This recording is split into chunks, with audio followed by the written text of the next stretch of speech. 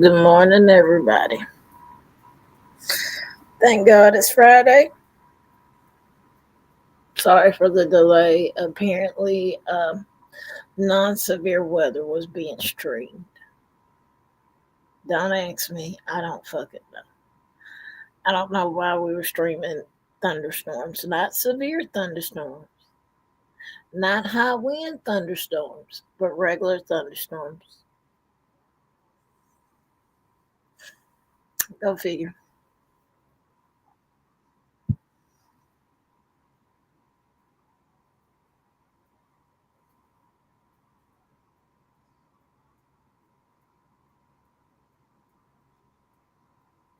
So, with that being said, quarters most. Looky. Are we on time today? Somewhat. Let me shut up.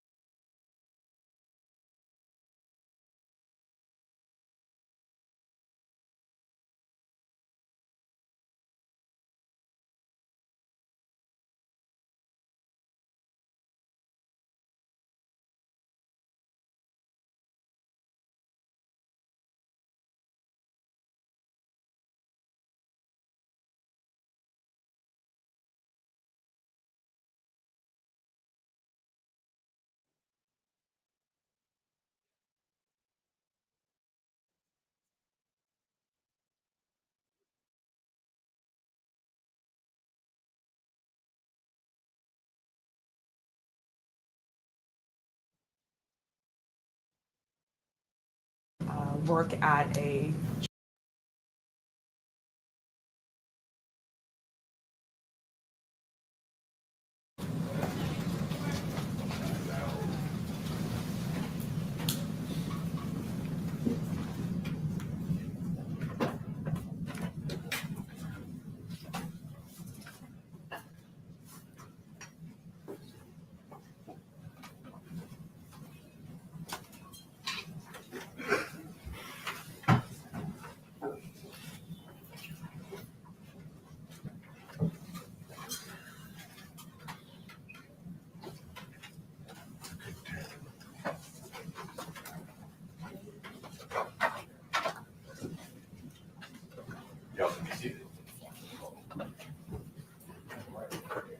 Ladies and gentlemen, welcome back.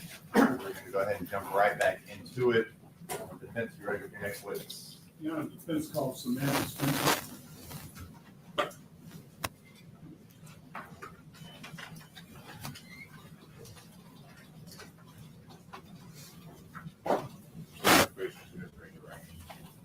You solemnly swear affirm that the testimony you give today will be the truth and nothing but the truth, so help you God. I do. All right, please have a seat.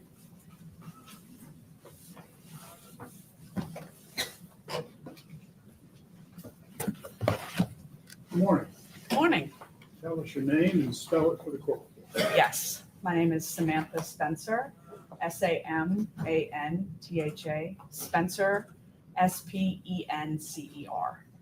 Spencer, what's your occupation? I am an independent forensic consultant. And tell us what that means. So that means I mostly help educate attorneys on the forensic science process. I focus in the fields of forensic biology, or DNA and serology, and crime scene reconstruction. Do you have a scientific background? I do. What was your education? So I received a Bachelor's of Science degree from Erskine College in Due West, South Carolina in 2009. After I received that degree, I went on to work at a genetics center that I helped diagnose mostly children with rare genetic diseases. I then accepted a position with the Tennessee Bureau of Investigation as a special agent forensic scientist within the forensic biology unit. And then I was also a member of the violent crime response team. During that time, I also got a graduate certificate in the field of forensic DNA and serology from the University of Florida. How did you get involved with TBI? So again, I applied and accepted the position when they offered it to me. I participated in training there that all TBI agents go through for both to become a forensic scientist and a member of the violent crime scene And team. what would your position be called? I was a special agent forensic scientist. What did that involve? So for the most part, that involves just working evidence. So when evidence comes into the lab, I would accept it from the evidence receiving unit, take it back to my space in the lab, and then perform my testing, which included serology testing and DNA testing. While at the TBI, did you get called upon to give testimony in court concerning your findings? Yes, I did. And how often did that happen? I believe a little over 20 times. And did that include offering opinions on the results of DNA testing? Yes, it did. And then did you eventually leave the TBI?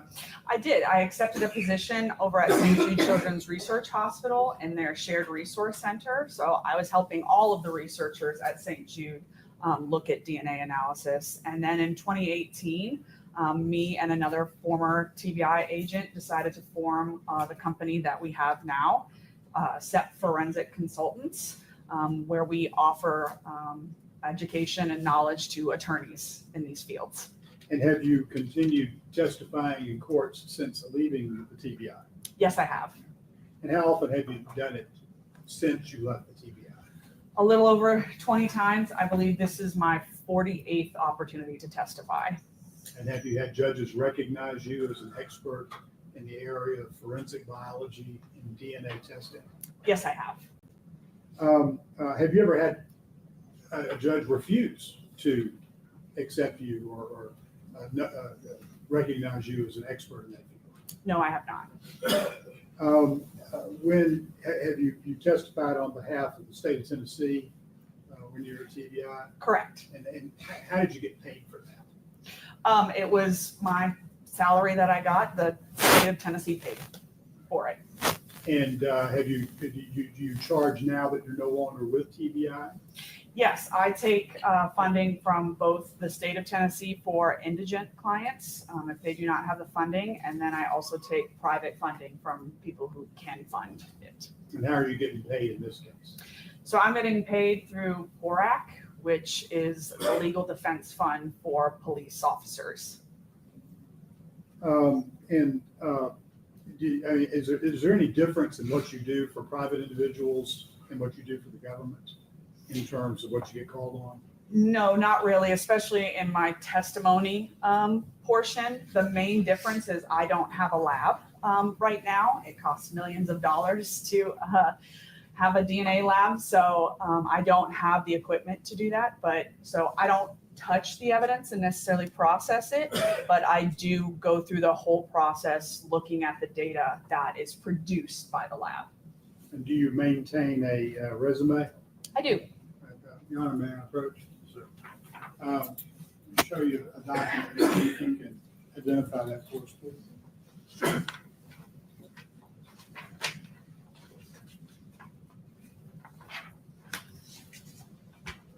Yes, sir. Is that your resume? It is. Your Honor, I would mark that as the next exhibit. Yeah, check. Yes, sir.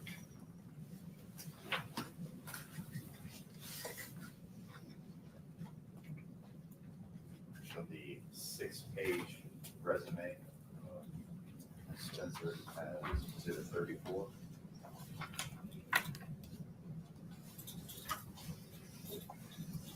Say 34, Your Honor. Yes.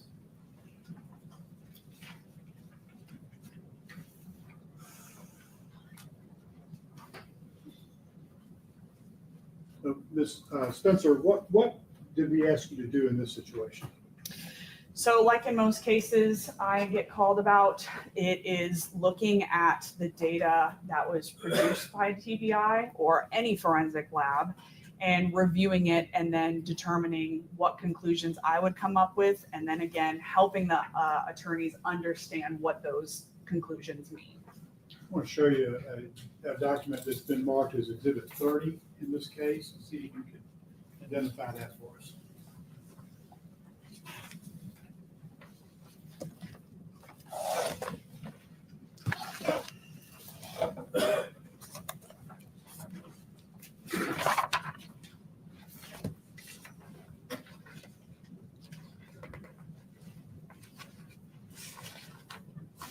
Yes, sir. And is that, what is that? So this is the official forensic biology report issued by the Tennessee Bureau of Investigation. And are you familiar with the person who actually authored that report? Yes, I reviewed her work. And is that somebody you worked with at TBI when you were there?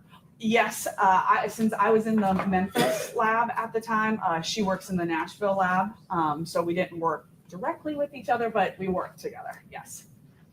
Your Honor, at this time, I would tender Ms. Spencer as an expert in forensic biology through DNA analysis. Your Honor, there's no objection. Forensic biology through DNA. Yeah, through DNA.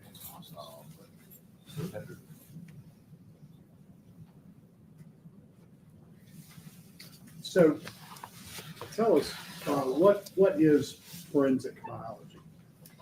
So forensic biology can really be broken down into these 5 steps. We have evidence, serology, DNA analysis, interpretation, and then review. So overall, it's the process of finding hopefully a body fluid and then eventually making interpretations on that DNA that was found on that item of evidence. And so you have the body fluid. Would you know where the body fluid came from?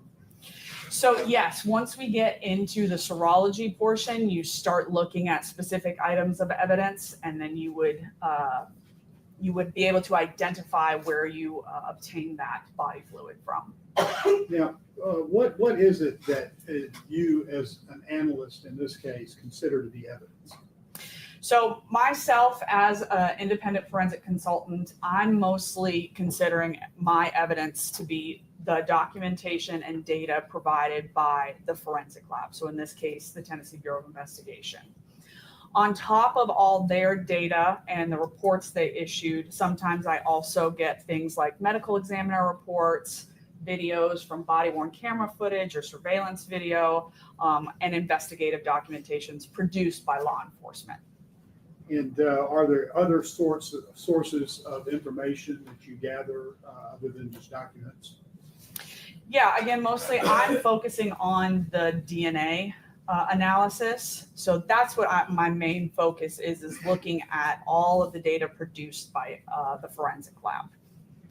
And that's when you begin once you have all that, that's when you begin your routine that you go through in trying to reach an opinion. Correct, yes. Let's just start with serology and tell us about serology. So if I was working in the lab and looking at an item of evidence, the first thing I typically would do is to look for a body fluid. And serology is the study of body fluids. In forensics, we mostly focus on blood, semen, and saliva. And the reason we focus on those three body fluids is because we know that they contain a good amount of DNA. So we know that once we go through the DNA process, we have a good chance of getting an informative DNA profile that we can actually make some conclusions from. So there's three general steps that we go through for serology testing. The first is screening, which means we're just looking at this item of evidence either with our naked eye or with some help. And we're just narrowing down some areas that we want to test. We then do a presumptive test, which is just indicating to us that a body fluid is present. And then we can do a confirmatory test, which will confirm that that body fluid is present. And how do you, is this things that you get from the TBI? So again, this isn't me doing this right now. This is what I would do when I was in the lab. This is me looking at an actual item of evidence and doing these tests. But the TBI report would cover all these various findings. Correct. This is exactly what TBI did in all of the evidence submitted in this matter. And then how do you use the results of these tests? So what I use with these results is it helps me indicate or confirm whether or not a body fluid is present. So once I know whether or not a body fluid is present, I'm then going to use that information along with the DNA results to make an overall conclusion using all of the data that we have available. So once you get the body fluid, then you go to the DNA analysis? Yes. So once you identify a body fluid on an item of evidence, you're usually going to take a sampling. Now or can we go back one slide? I'm sorry. I'm sorry. Sometimes if there's not a body fluid, you can just sample an area for what's called trace DNA. So you didn't find anything, it was negative. So you're going to take a Q-tip and kind of run it over the area and collect any DNA that may be there. So after we have that sample that's either has a body fluid on it or that we're just taking that trace DNA from, we're going to take a cutting from it and then go into our DNA process. Okay. So now do I go Yes, to sir. the next slide? Yes, sir. Okay. Thank you. So this is our DNA process. So first, DNA stands for deoxyribonucleic acid. It's the recipe of what makes you, you. So it tells your body everything from your hair and eye color down to your predisposition for diseases. So it is specific to an individual unless you have an identical twin. And we use it in forensics to help identify individuals because it is specific to an individual.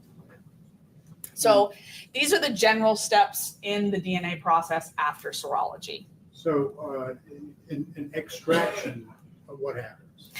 So extraction is the first step of the DNA process. This is the step that we've found that body fluid or we've taken a sample from that item of evidence.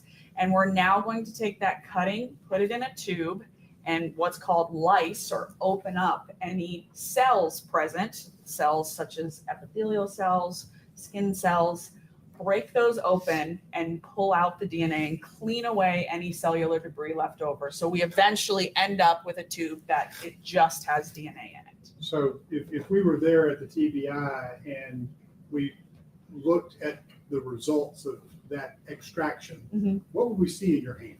It would just look like water. Okay. Yeah.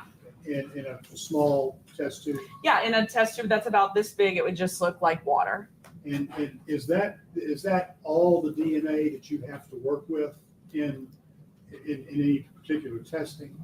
Yes, when we do that extraction step right there, that's the DNA that we're going to work with for the rest of the time, and that's what we've taken from that item of evidence. So do you ever find yourself having to monitor how much you actually use for one test or another to make sure you have plenty of the evidence? Yeah, so part of the process of extraction is making decisions on how much water or chemicals you're going to put that DNA in. But through the process, we have specific amounts that we use through that, so we're not using it all up. As a forensic scientist, my goal is not to consume a sample. I want to make sure there's some left over, either if I make a mistake or if somebody else needs to process that sample in the future. So yes, we use a small amount every time and don't use it up. So after extraction, what happens next? So after extraction, we have quantitation, and that kind of sounds like what it is we're trying to determine how much DNA is there, the quantity of DNA present in our tube. So not only does it give us the total amount of DNA present in that sample, but it also gives us the amount of male DNA in that sample, a male to female ratio, and a degradation index. The degradation index just tells us how much the DNA may be damaged. And what are you looking for with the quantification? So the main point of quantification is that it really helps with the downstream application, steps 3 and 4, because we're going to target a specific amount of DNA to go into those steps. It also gives us an idea, again, of how much DNA is present in the sample. Again, if we're looking at our serology results and it's indicating that a body fluid is present, I'm going to look at those serology results and see if that's consistent with a body fluid. And the next step is amplification? Yes. So amplification is a fancy science word for making copies. So what we're doing in this step is we're making copies of specific areas on the DNA that we've extracted and figured out how much DNA we have. You mean like 5 or 6 copies? We're making millions of copies, and we're making millions of copies of what's called short tandem repeats. These are those specific areas we're going to focus on. And they're areas on the DNA that we know just repeat over and over again. So we make millions and millions of copies of those. And it's essentially just like you taking a piece of paper and copying it on a copier. Just going to continue to make copies of it. How do you know when to stop? There's validations are done, and again, we're targeting a specific amount of DNA. So we know that this amount of DNA takes this long to make this many copies of. And we have set protocols of how we're going to make copies of the DNA. And the next step is separation? Yes, this is our final step in the DNA process. So like I said, we just made millions of copies of different areas of those short tandem repeats on the DNA. So now we have to separate them. So we separate them based on size and charge. And at the end of this process, this instrument here will take basically a picture of the DNA, which will be what we use during interpretation. And that picture is basically, you can go to the next slide. It's a bunch of peaks and numbers that we use. And these, this will help. Can't see it. Those boxes on the top, you see that are in green and yellow, those labeled ones, those are all the specific areas that we made copies of, and those are what we're going to compare. So those peaks and numbers below, that's what we use to make a comparison.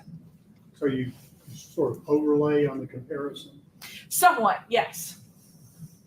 And so what's next? So what's next is the interpretation step.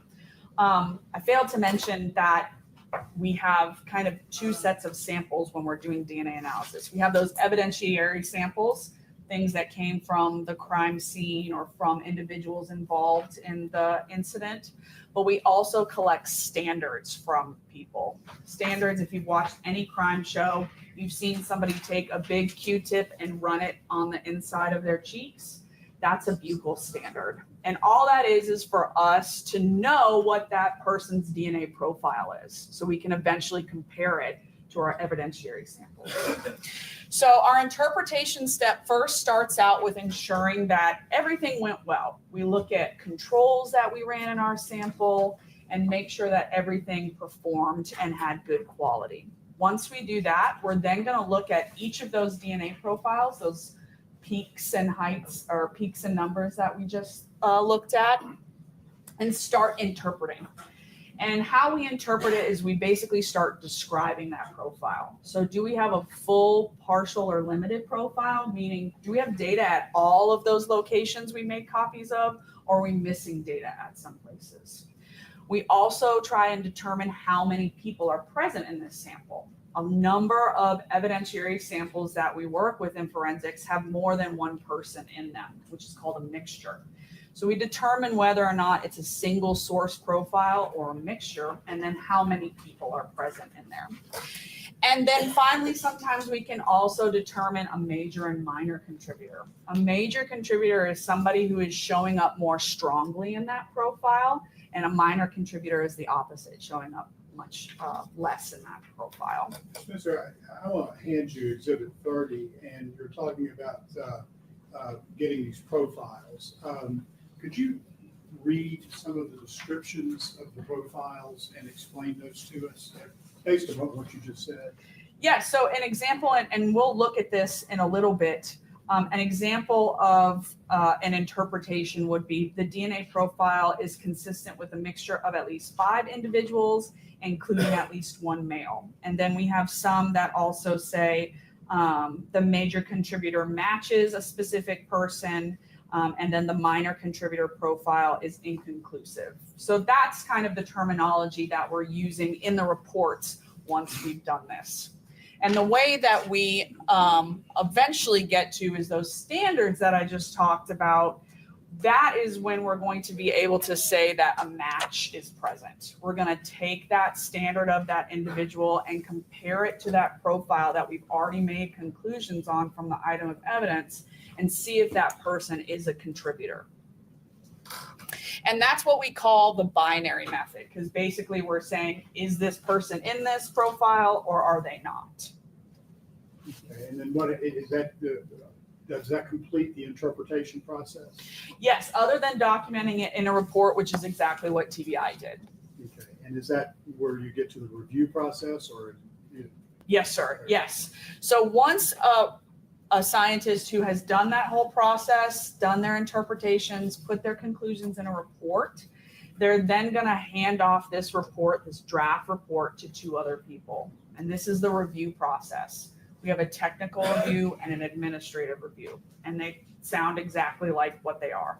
Technical, we're going to go through what did we follow our manual and our protocols that we have in the lab? Do I agree with your conclusions, the data that you produced? And then our administrative review is exactly what it sounds like. Did you spell everything correctly? Did you dot all your I's, cross all your T's? All of that good stuff. So basically, did we ask you to review the review? Yes, I kind of like to say that what I do is like a super technical review of the case. I go in and look at it again. I try and look at it how I would if I was a technical reviewer, but I'm usually also incorporating other information into it. And that's why I kind of call it a super technical review. So are we ready now to go into your examination of the evidence you got from TBI? Yes. So this is going to be pictures from TBI's analysis along with their results. And then, and we'll look at this as we go through. So The first exhibit we'll be looking at is exhibit 1A and 1B, and that's Mr. Martin's boots. You can see 1A is the left boot and 1B is right. So like we talked about before, the first thing TBI did was that serology process. So they're going to screen it and then try to identify any body fluids on these two boots. The body fluid they're focusing on in this case is blood. So how they did that is they used a presumptive test, which is up on the slide is TMB&P, which is tetramethylbenzidine and phenolphthalein. Let me ask you something. On the slide, it looks like the boots have been sectioned off. Is that something? Tell us, what is that? Yes. So what the analyst did is she was testing these specific areas to try and narrow down where the blood was. So she's focusing on the same areas, and she focused on the same areas for all of the boots that she processed in this case. So you'll see similar areas circled on all of the boots we look at. So she circles these areas because not only did she do the serology, but she took those samples like we talked about, the trace samples, and they went on to DNA analysis too. So the entirety of the left boot there, 1A, was TMB&P negative, which means it's negative for the presence of blood. And then if we can go to the next slide, this is 1B, so the right boot. This area that you can see there that has that blue arrow, that was TMB&P positive. So again, that's a presumptive test for the presence of blood. And just for the record, the boots we're talking about right now are Emmitt Martin's boots. Is that correct? That is correct. That's exhibit 1. Yes. Yep. So again, all three areas on each of these boots were swabbed for DNA analysis and taken into that process. Okay. So we'll have 3 samples per boot that we'll look at eventually with our DNA testing. Next slide. Yes, sir. So this next slide is basically the same of what we looked at for Mr. Martin's boots, except these are Mr. Haley's boots. So again, we have 2A is the left boot, 2B is the right boot. We have those areas denoted again that she focused her testing on. And again, we have 3 areas per boot. Again, the left boot tested negative for TMB&P, so it is negative for blood. And then the next slide. The right boot tested positive in that area, presumptively for the presence of blood on Mr. Haley's right boot. So where'd you go from there? So what TBI does next is they're going to move into the DNA process. So those samples that they took from those areas of swabbing with their Q-tip, they're going to take a cutting and then go in through our 4 steps that we talked about: extraction, quantitation, amplification, and separation. And is this the results on the screen now of Martin's boots? Yes, sir. So after going through that process, we again are going to get those DNA profiles that I showed you of each of those samples that we talked about, those electropherograms that are just peaks and numbers. And these are the interpretations of TBI. So when they sat down and looked at these DNA profiles that they generated from those exhibits, those items and those samples, this is their interpretation. And what was that interpretation? So for Mr. Martin's boots, again, looking at the left boot, which was negative for the presence of blood, that area 1 is a mixture of at least 5 individuals, including a male, and it was inconclusive. So typically when we're doing interpretation using that binary method that I talked about, whether or not somebody is included or not included, when you have a mixture of DNA that goes anywhere from 3 to 4 individuals, it becomes very difficult for me as an analyst to try and do any interpretation of that, because it's what we call a nasty mixture. There's just a lot of people, and it's really hard to pull specific profiles out and determine who is really present. So what happens with that is it becomes, we have at least 5 individuals. I know a male is there, but I can't do any more interpretation of it. So it's inconclusive. In your experience, is it surprising to find a lot of different people's DNA on a boot? So shoes in general usually produce mixture profiles. If you think about your shoes, you're walking around in your home, anywhere. You're collecting DNA from your family members on your feet, putting it in your shoes and on your shoes if they're sitting around the door. But we also have to take into consideration what these boots are worn. These are police officers' boots that they're wearing out to crime scenes, interactions with a number of individuals every night. So the idea that they have a lot of other people present on their boots is not really odd. So that number is something you would expect. Yeah. Yes. And what go on with your conclusions on the Martin boots? Yes. So sample number 2 is a mixture of at least 3 individuals, including a male, and it again is inconclusive. And a sample can also be inconclusive, even though I said it's 3 to 4 people we're really looking at. We can't really start breaking down that mixture. Sometimes you just don't have a lot of DNA, so it's not a really good profile that you can be confident in to make good interpretations on. And then 3, we have a mixture of at least 3 individuals, including a male, and the major is consistent with Mr. Martin and the minor is inconclusive. So that's, again, like we talked about, we have that major contributor that's showing up more strongly than another individual or any other individuals present in it. And it's Mr. Martin, which we expect Mr. Martin to be on his own shoes. And what about the right boot? So the right boot, for sample 1, we have a mixture of at least 2 individuals, including a male. That's inconclusive. And then for 2 and 3, we have the same results. We have a mixture of at least 2 individuals, including a male, and the major matches Mr. Tyre Nichols, and the minor is inconclusive. That's for sample 2 and 3. And if we remember back to our serology results, that 3rd sample on that boot tested presumptively positive for blood. And so that's all the conclusions on Mr. Martin's boots? Correct. All Yes. right, so let's go to Mr. Haley's boots. So again, it's going to look almost the exact same. Left boot, we know, is presumptively negative for the presence of blood. On sample 1, we have a mixture of at least 7 individuals, including a male. That is inconclusive. On 2, we have a mixture of at least 4 individuals, including a male. The major is consistent with Mr. Haley, which once again, it's his boots. Minor is inconclusive. And the 3rd sample is a mixture of at least 3 individuals, including a male, and that again is inconclusive. So what did you draw from this analysis of Haley's boots? So at this point, we don't have a lot of information. We just know that Mr. Haley is present on his boots.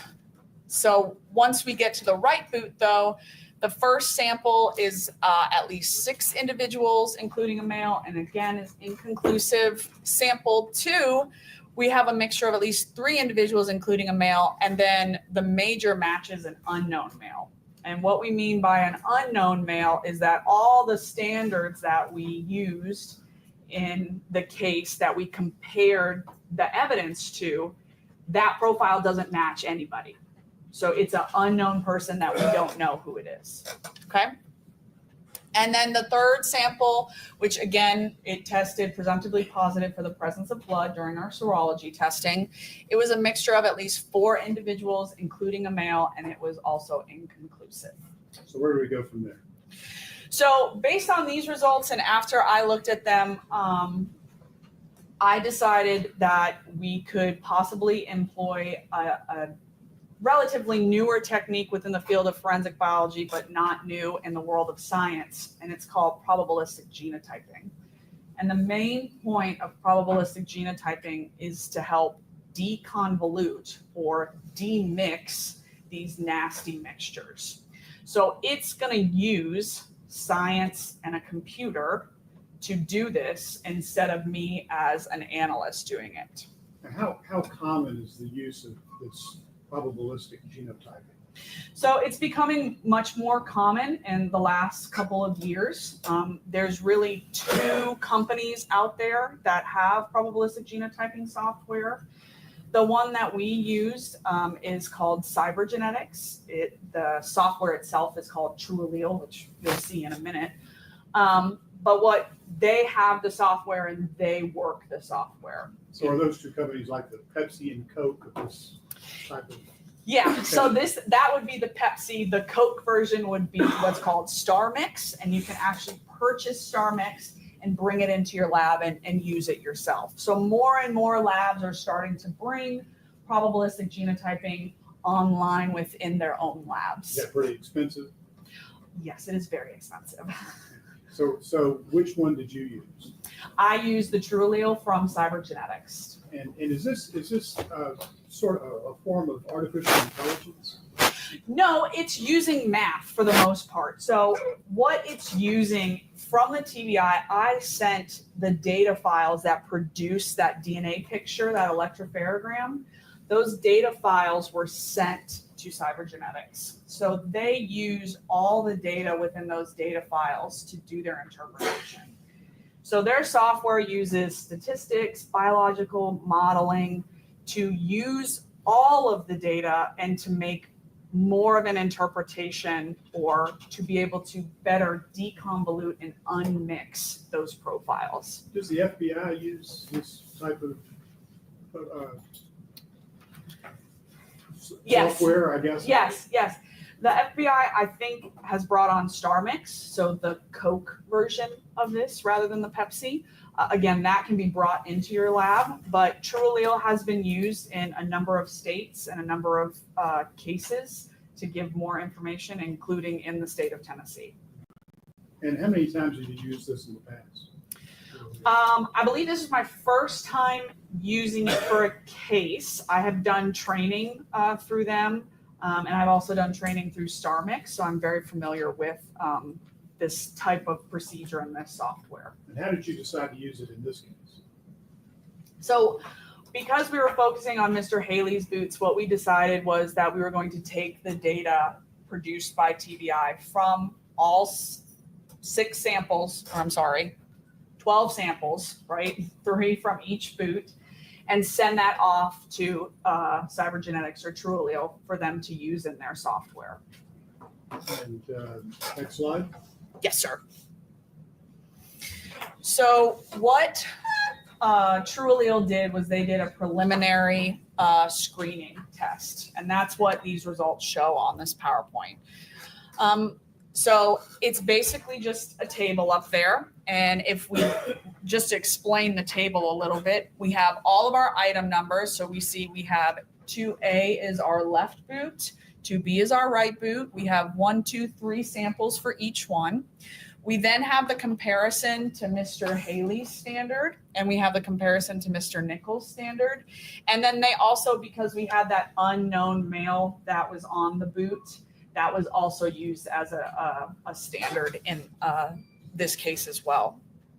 Down at the bottom, we have a table that represents kind of what these numbers that you'll see in the table. So remember when we were talking about interpretation, we are either including someone or saying it's a match, or we're saying it's not a match and they could be excluded.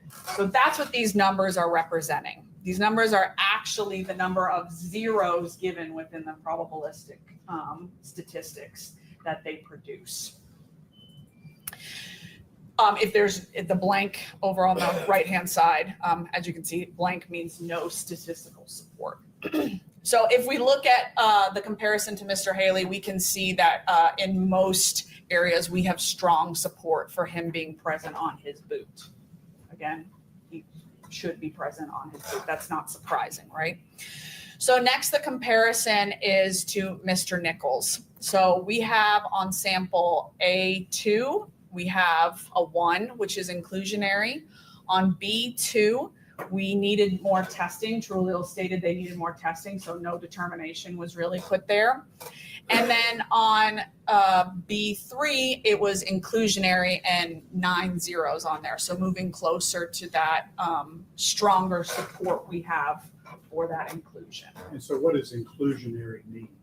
So inclusion means that the software is telling us that that person's DNA is present in that mixture sample. And this looks like some sort of probabilistic graph. What is this? So this is what comes with the TrueAllele. It's basically, I made this into hopefully a more understandable, the line graph that was on the bottom there. That's all that is just that converted to the line graph that I put on there was hopefully a little bit more understandable. So once you got that data, did you make another graph? Yes, I did.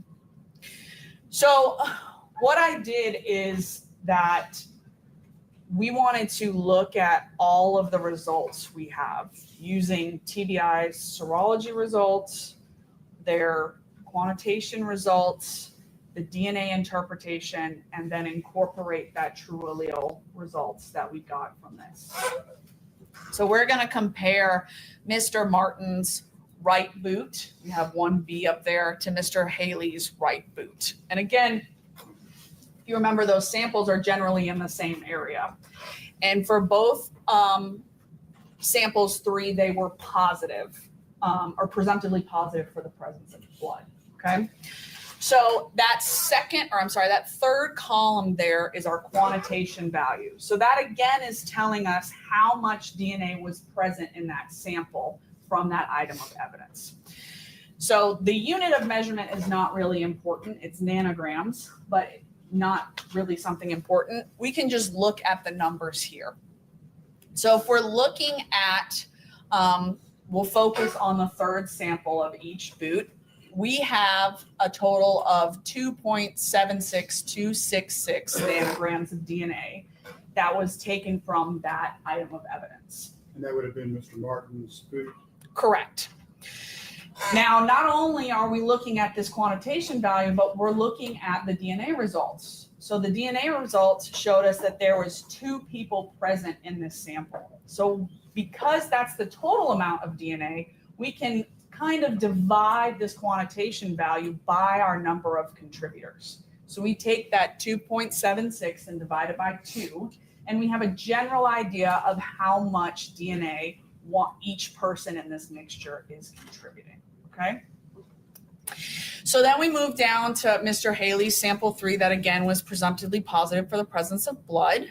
We have a total amount of DNA that's 0.22681, and that amount of DNA is shared by 4 people. So we then have to take that value and divide it by 4. So we have much less DNA in general, but we also, because we have more people involved, each person is giving less DNA. So with Martin's on this, you would take that 2.76 and cut it in half for Martin's value. Yes, generally, yes. And then on Haley's value in the yellow, you would take that number, 0.22681, and divide it by 4. That is correct. Yes, to get a general idea of how much DNA each individual in the mixture is giving to that sample. And were you able to reach any conclusions based upon this graph? So again, taking into the totality of the results that we're looking at, serology results, quantitation results, interpretation results, and TrueAllele results. We have a limited amount of blood on really both samples. But once we start looking at the quantitation results, we see that that 2.76 is looking to be more consistent with a sample that is blood. And that's based on my time working cases, looking at DNA samples from what I know is blood. And then we also, again, incorporate those DNA results looking at the number of contributors, okay? We also see, we have to start also incorporating, the other information I was given. So the videos I was provided was both the body-worn camera footage of officers and the Sky Cop video footage. And then also looking at the medical examiner's documentation saying that there was blunt force trauma to the torso as well as the head. So did these findings correlate, in your opinion, with the what you saw in the video? Yes, they did. How so? So for the most part, what I was looking at is potentially where could Mr. Haley have struck Mr. Nichols? And looking at the DNA results, we see mostly with that quantitation result, because it's such a smaller amount, 12 times smaller than what we have from Mr. Martin, that is not necessarily consistent with what I would expect a blood sample to provide. Okay.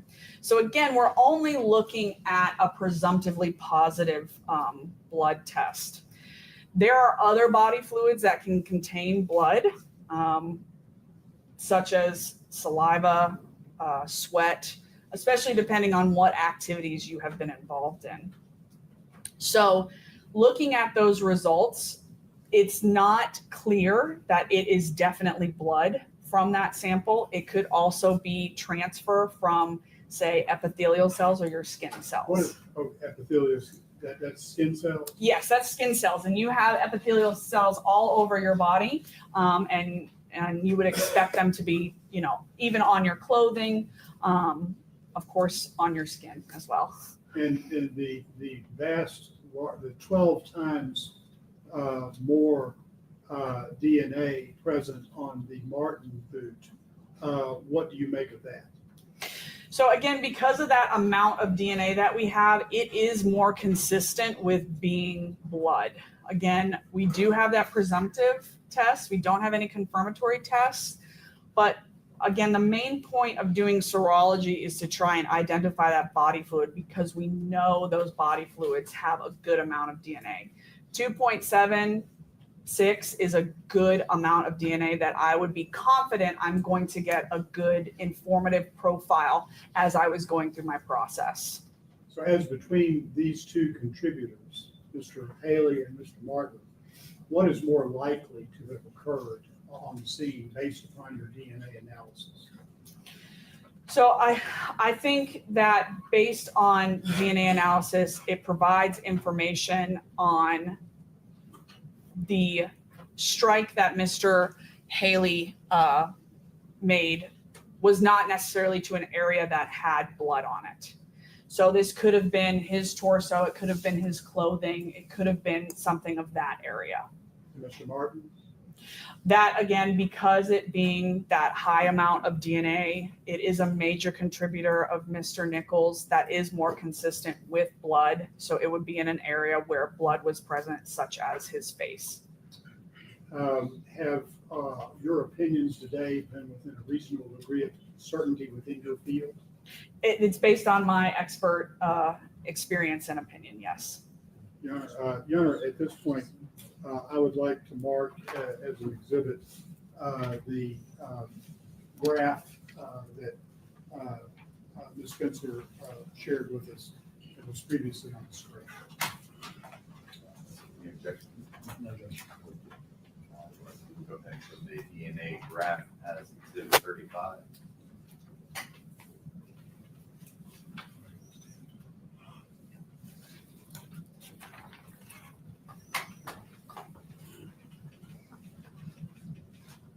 Your Honor, I believe that's all the questions I have. Right. Next in line would be Mr. Zilla. Oh, I have no questions, Your Honor. All right, Mr. Barry? No, Your Honor. Stay.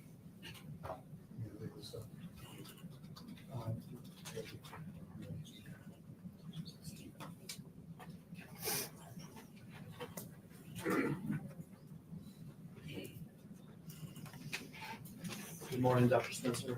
I am not a doctor. Okay. Yes, it's okay. Yes, good morning. Good morning. I'm actually an expert in probabilistic genotypes. Awesome. No, I'm just I was going to say, that's very exciting. Star mix sounded delicious. Doesn't it? It sounds like a cereal, I think. I did just want to quickly recap some stuff. So I'm looking at this from a broad perspective here. Yes, sir. Okay. A good amount of DNA, which is probably blood of Tyre Nichols, found on Emmitt Martin's right boot. That is correct. And before, I think I know the answer to this. In your presentation, you had like a blue arrow that pointed to a section of a boot, Correct. and that's not pointing to a particular spot. That's picture of a section, right? Yes, sir. Yes. So the TBI analyst wasn't able to really narrow down a specific stain on it. You have to think about it's a black boot. That's really hard to find blood on. Blood we like to describe as a reddish brown stain, and that's just difficult to see on black material. So she sampled that area, and that was the general area, and she would have sampled that whole area for processing. Yes. So the blue spot doesn't mean that's a little spot. No, sir. No. Yes. Yes. Gotcha. So a good amount of Tyre Nichols blood on Emmitt Martin's right foot. Yes. Right boot. Right boot. Yes. Based on the quantitation results. Yes, sir. And then we looked at Officer Haley, Defendant Haley's boots. Yes, sir. And we have found an amount of Tyre Nichols DNA, to a probable, dealing with probabilities Yes. on Defendant Haley's right boot. That is correct. Yes. And so we have Tyre Nichols DNA on both right boot and on Haley's right boot, That is correct. Yes. which is consistent with Martin boot having kicked Mr. Nichols. Yes, it could be. That could have been the reason why blood was on it. Yes. And is consistent with Haley's boot making contact with Mr. Nichols. That is correct. Yes. But we found more DNA on Martin's boot than we did Haley's boot, That is correct. Yes. which means probably we've got more of Tyre's blood on Martin's boot than we do on Haley's boot. Yes, that is also possible. Yes. And we've talked about Mr. Haley's kick to Mr. Nichols, correct? Is that correct? Somewhat. Yes. Yeah. Okay. Well, Yeah. Okay. I'm sure you guys have. Yes. Okay, we Yes. talked about a little bit. And Yes. here you reviewed the Skycop footage, Yes, I did. and you reviewed some body worn camera footage. Yes, I did. I just want to make sure that if we could play the poll cam footage when Mr. Haley comes in. You can play some other stuff, it's fine.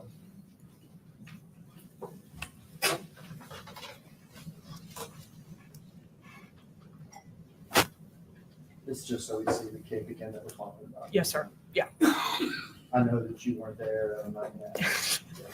Yes. And while they're queuing that up, in fact, you've worked at TBI previously, Yes. but it was before this case. Yes. Before this case. Yes.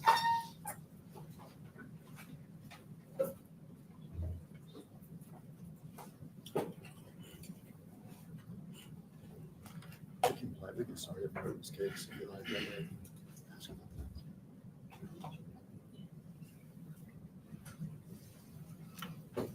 We can just start here. We can just, if you can just fast forward to where the camera switches over.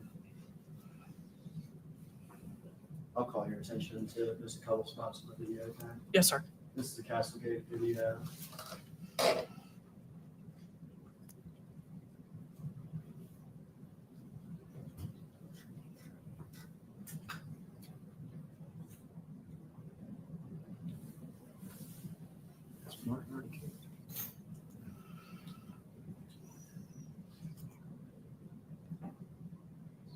Just go, if we can split from the start, just split from the start is the easiest thing. Or maybe 30 seconds where we're waiting. Maybe, here we go. We're starting the video at 20:32. Yes, sir. Yes. Thank you.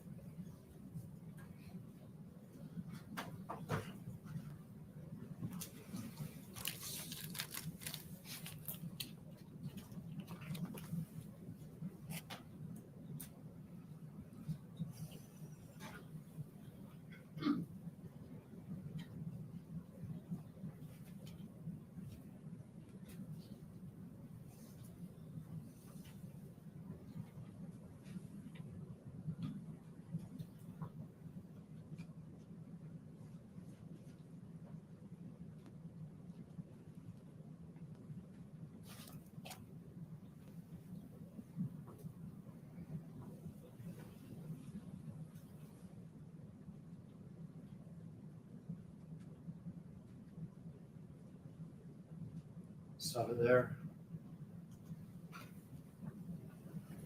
I'll tell you, that's Officer Martin that just kicked Mr. Nichols in the head. Is that consistent with your knowledge and reviewing the video? Yes, it is. Yes. And is that type of strike that may result in a transfer of DNA from Mr. Nichols' head to Mr. Martin's boot? Yes. You can't specify which, but is that type of contact that could result in that? That, yes. Yes.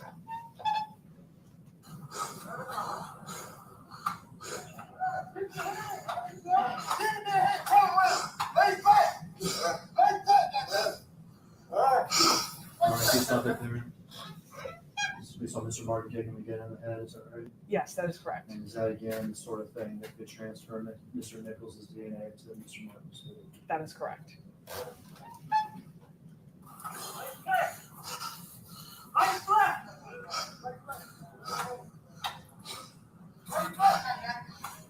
Shit!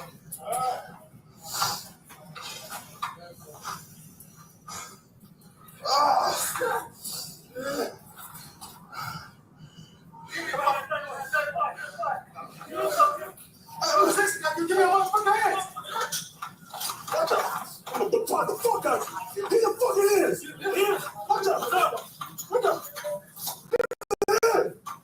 Give us your hands! Give us your hands! What's it? Give me a fucking hand!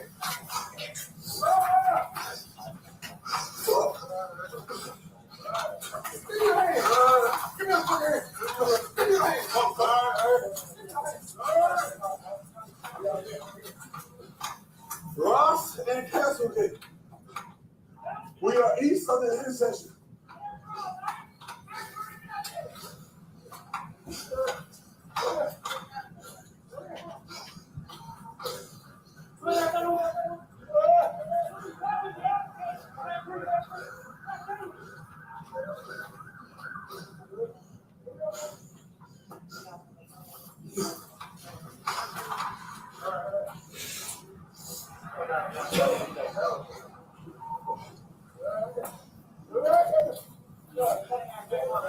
Right here. 230. The Castlegate Street.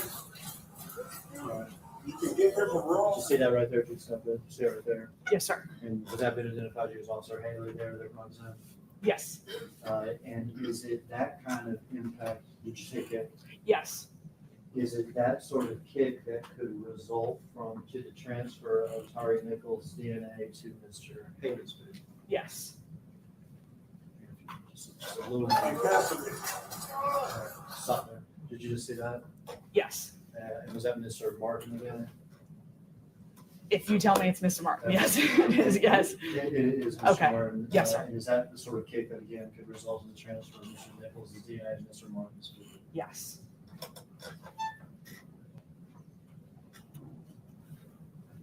And I think I understand your testimony to be that from this, perhaps we can conclude that since Mr. Martin's right boot has more DNA of Mr. Nichols on it, Correct. that it's more likely that his boot contacted an area of Mr. Nichols that had blood. Yes. And we see it for himself. He kicks him in the head. Yes. But from looking at Mr. Haley's boot, since it has less of Tyre Nichols' DNA, it's harder to ascertain the area in which Mr. Haley actually kicked Mr. Nichols. Yes. That is true. Could be I would assume kicking somebody, tell me if I'm right or wrong, kicking somebody through your foot could result in transfer of DNA no matter where you kick that person. Yes, that's true. Because again, as we talked about, your DNA is all over your body and on your clothes. So especially if you're kicking exposed skin or even clothing, it's probably going to transfer those cells are going to transfer to that shoe. And so all we can really talk about is probably or probabilities or whatever. Is that correct? Yeah, that's correct. And even a closer view of the video doesn't really answer that for us. We could play Blake's body camera.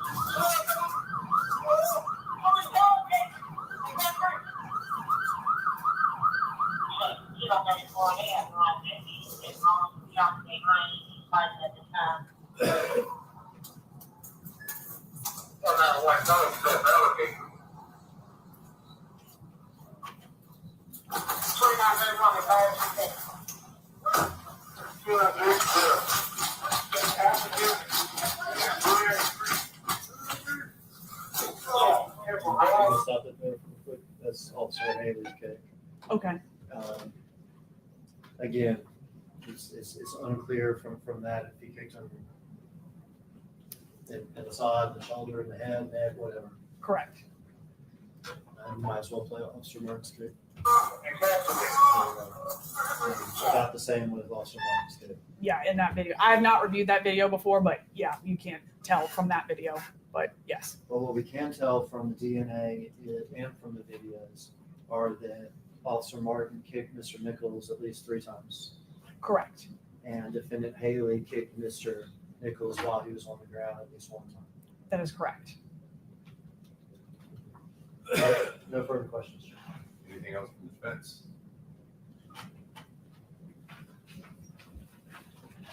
Ms. Spencer, as a DNA analyst, do you have anything that you can opine on other than probability? No. Again, my job is to look at the DNA results and provide information to attorneys and juries. And I use probabilistics within that, or statistics, I'm sorry, within that. And would you categorize the items that you use to come to your conclusion as objective evidence? Yes, I would say yes. As opposed to subject, correct? Correct, yes. I believe that's all I have. Anything else of this witness? All right, those are all the questions I have for you. Thank you, sir.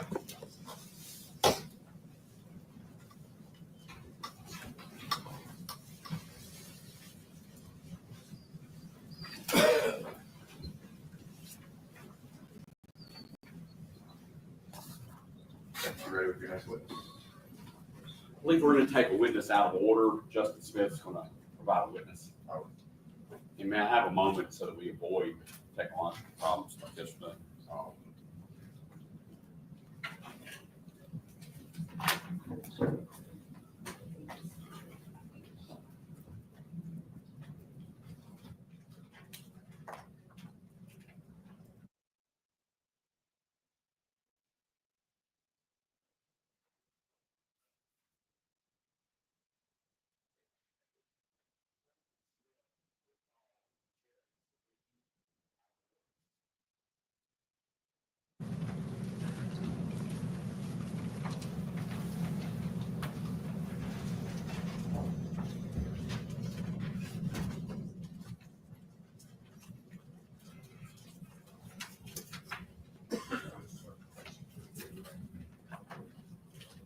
I'll just swear affirm that the testimony you give today will be the truth and nothing but the truth, so help you God. I do. All right, have a seat, sir. Thank you.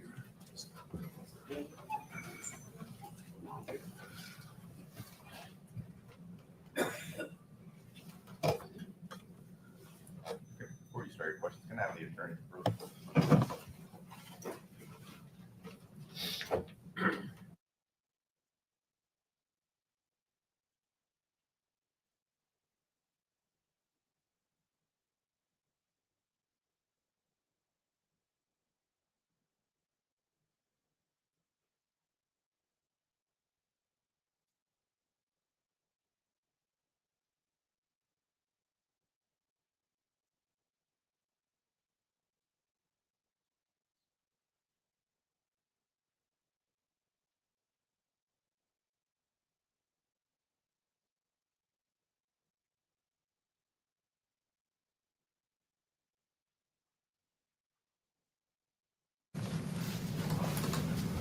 All right, you can proceed.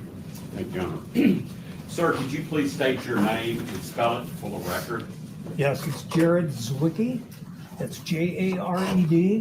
Last name is Zwickey. Your Honor, may the deputy pass the witness a document that has been shown to the district attorney's office. Sir, is that a copy of your professional resume?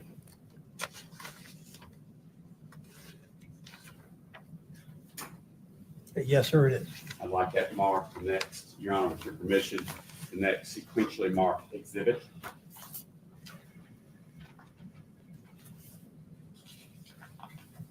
So the two-page resume, the wiki has exhibit 36.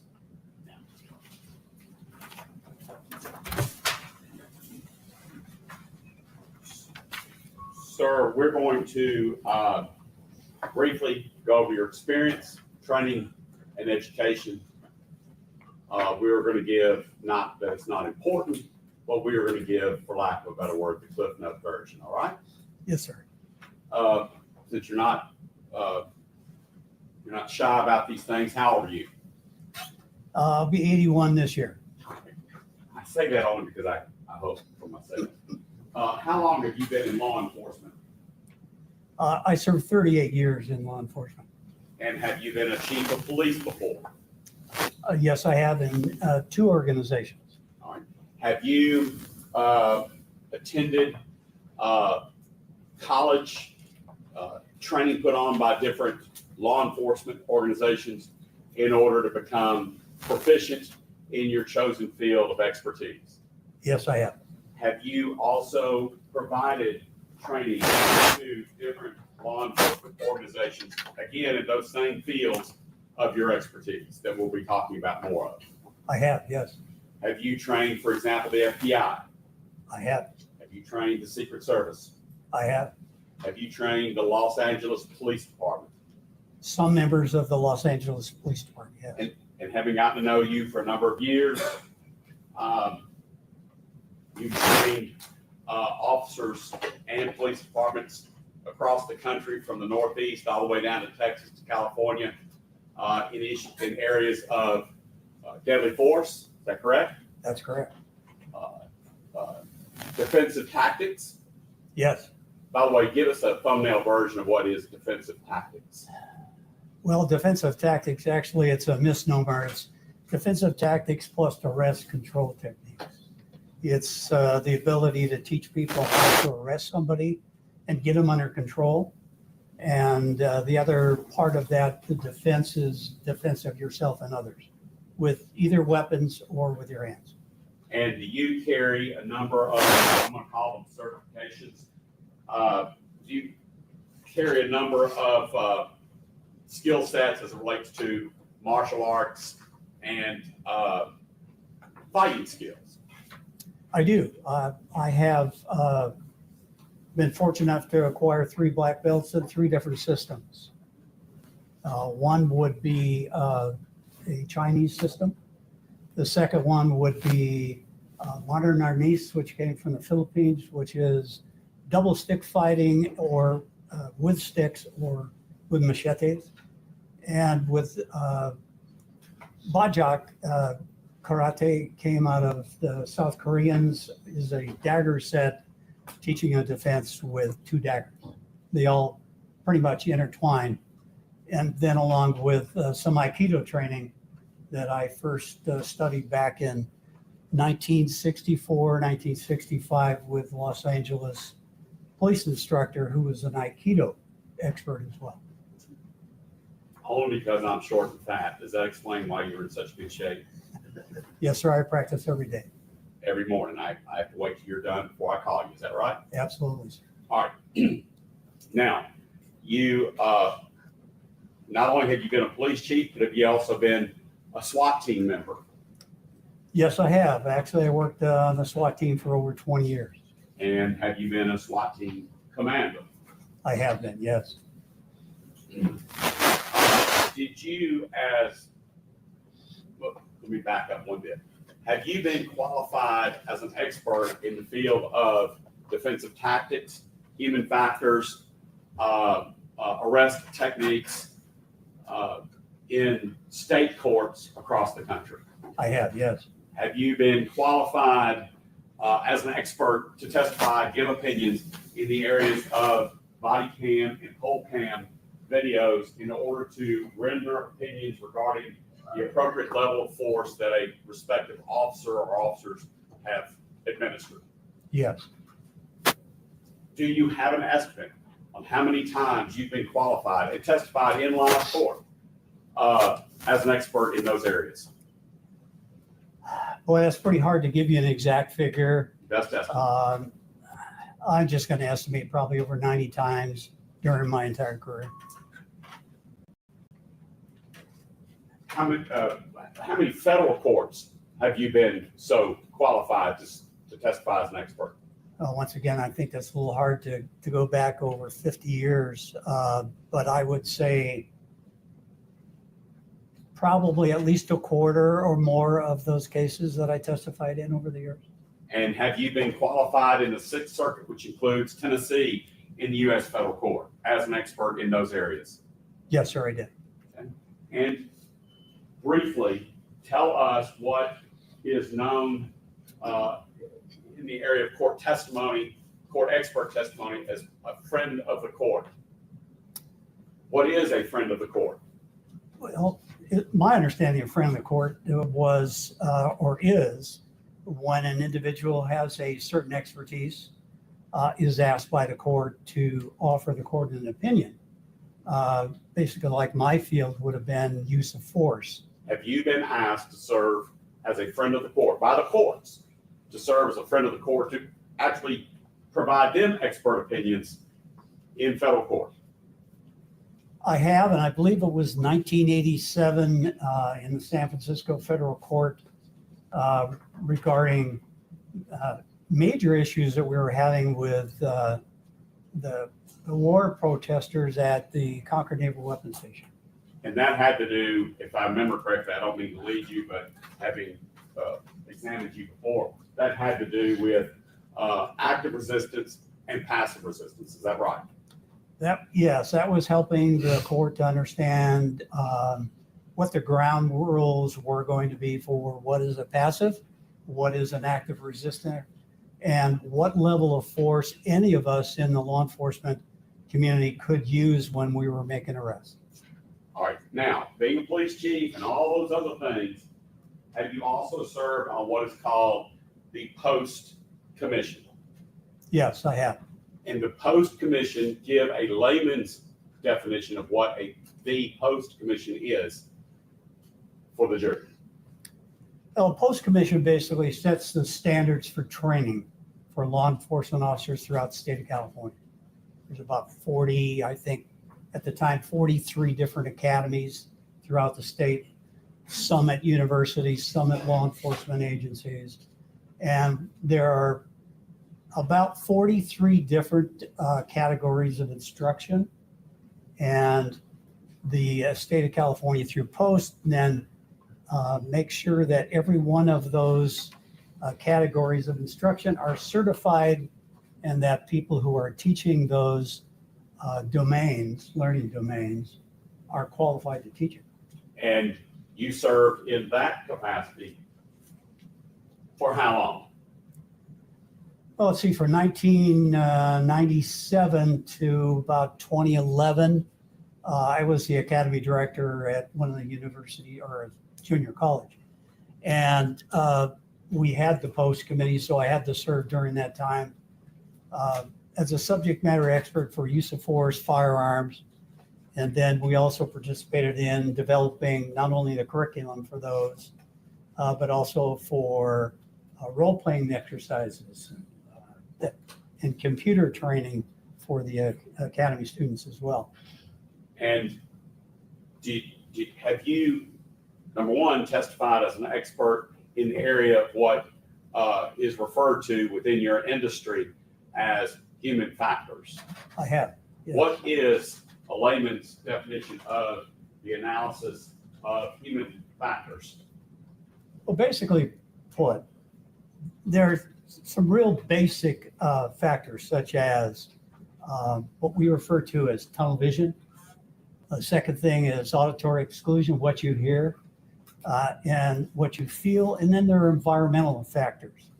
And every one of those factors are looked at in all aspects of law enforcement investigations, whether it be traffic accidents, whether it be plane crashes, whether it be fatal accidents, where we have to reconstruct maybe what the driver saw or how the driver reacted, were they under the influence, to basic mechanical defects of a vehicle. So we're looking at all those factors plus environmental, what were the lighting conditions at the time of a particular incident, and what type of an incident was it, because that type of an incident really dictates what kind of an emotional response that the individual officer, a suspect, and witnesses will go through when they're involved in those kind of encounters. Have you performed and exercised that expertise first level or first option as an investigator of an incident? In other words, where you come on to investigate and conclude what happened in an incident? Yes, you have to. And have you also used that training, skill, experience, and education in giving expert opinions to law enforcement agencies or the courts in areas of human factors? I have, as well as individual officers to not only experienced officers, but new officers coming into the business to let them know basically that an arrest situation is not only a physical one, but it's a mental one as well. And they have to go through the steps of things like anger. How do you control anger? And how do you control excitement? If you're involved in a possible shooting situation, how are you going to stop that rapid breathing? So we try to not really inoculate an officer to those things, but to just make them aware and try to give them some techniques how to reduce that level of stress that they're going to be going through. And have you been asked by the FBI to give this type of training or inoculation, as you call it? Have you been asked by the FBI to provide that type of human factors training and advice to their own FBI agents?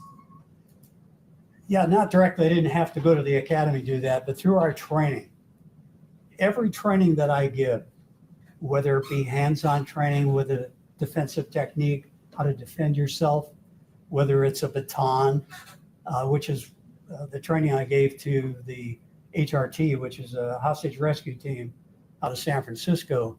They're training with a baton because nobody had taught them that. So the record is clear, the hostage rescue team out of San Francisco for what agency? For the FBI. Okay, thank you. Yes. Things that they have to be careful of as well, and part of that is the emotional control of your anger when you're striking somebody. You have to keep things in reference. Were you finished? Yes, sir. Okay. Now, it seems like you have a lot of irons in the fire. And here you are testifying on behalf of Justin Smith. Are you paid for your time to provide expert consultation and advice and testimony? I am just like every other expert. And the attorneys that are here today, yes, I do get paid for my services. Okay? Of all the courts that we've talked about, of all the agencies we've talked about, or you've talked about, have you ever been declined or denied or refused by any court in this country, federal or state, to testify as an expert in the areas you've listed? No, sir, I've not.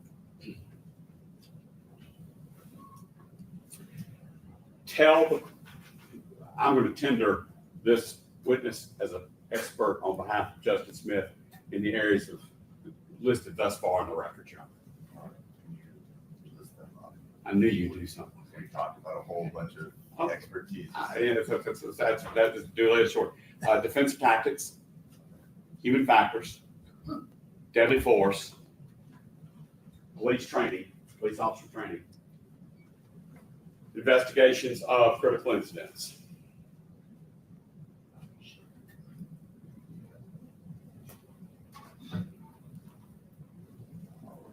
And if I left one out, Your Honor, I might have to come back and get a mulligan. All right. Any objection to those classifications? There you are. All right, we'll so show these tender. Now, by the way, did I list the appropriate areas for this case that you're testifying for? I think so, with maybe one exception is all of the digital analysis. See?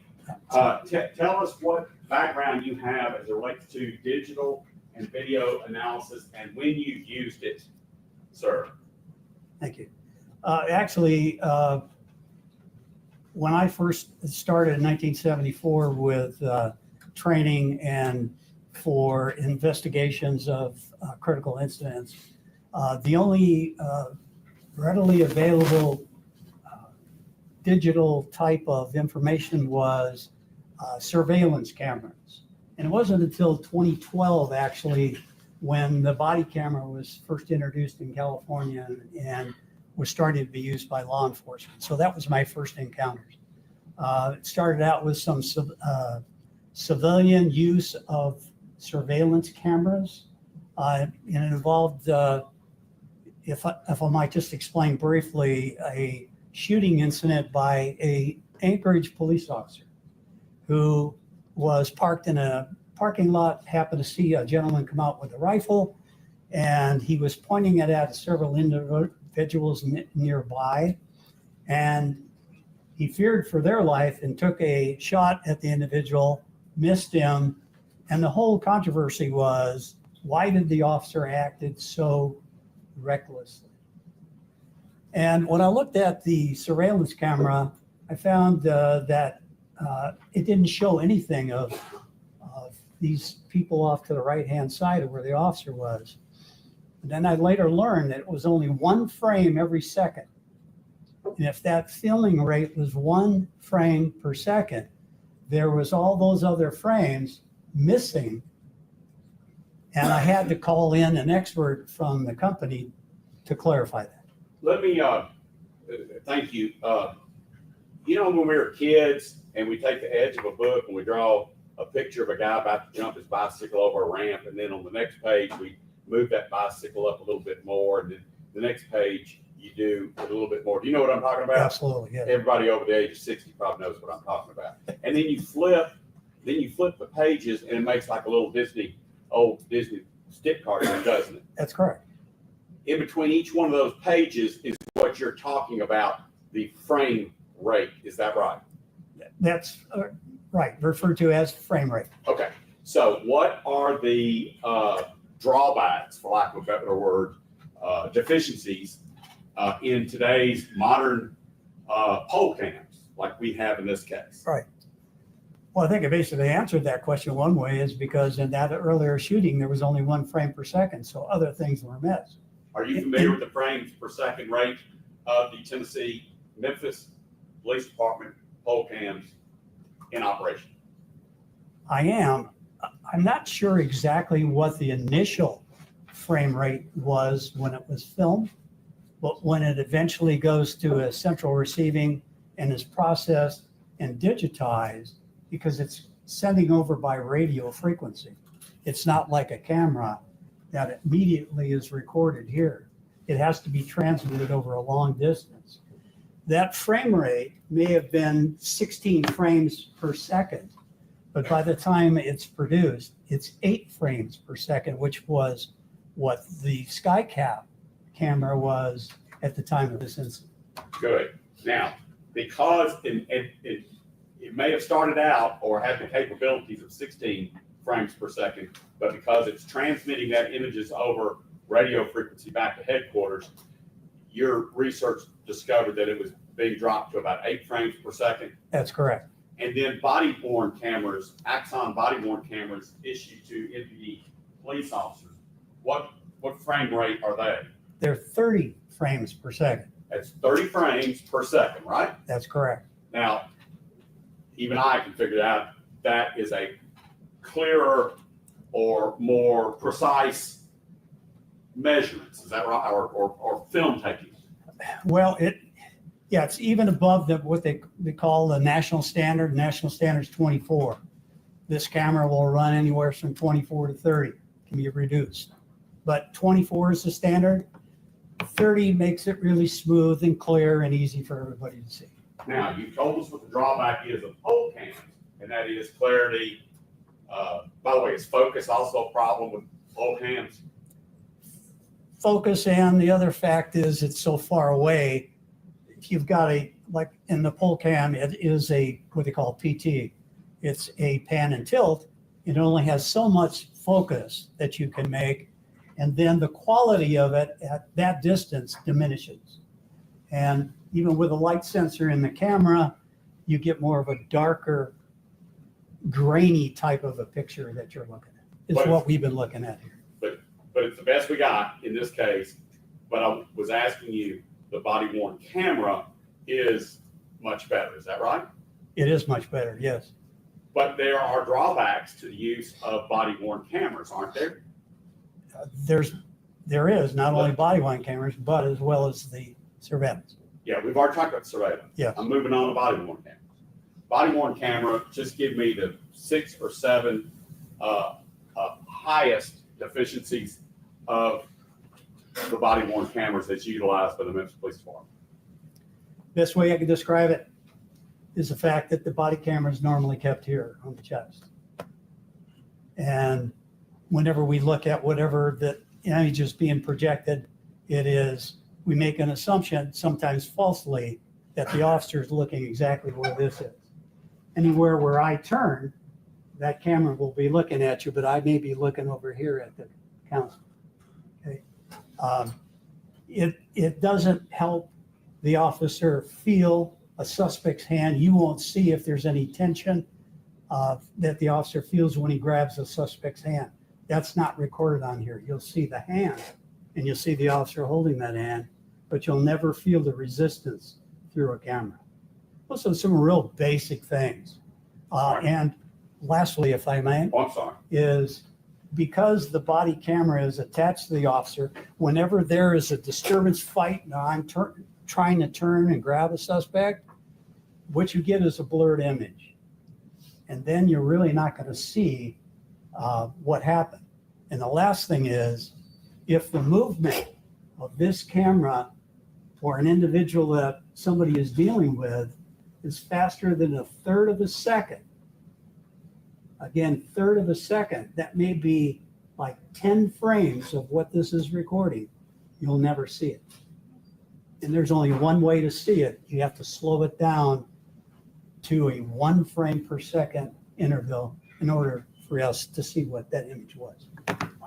And you've been here all week listening to the testimony, have you not? I have, yes. And Officer Mills was called to the stand, and based upon his testimony initially saying that when he came up on Bean and Smith, those two fellows, it looked like they were throwing punches or whatever. And then Mr. Perry cross-examined him and slowed up on the TV screen, it down to just half speed.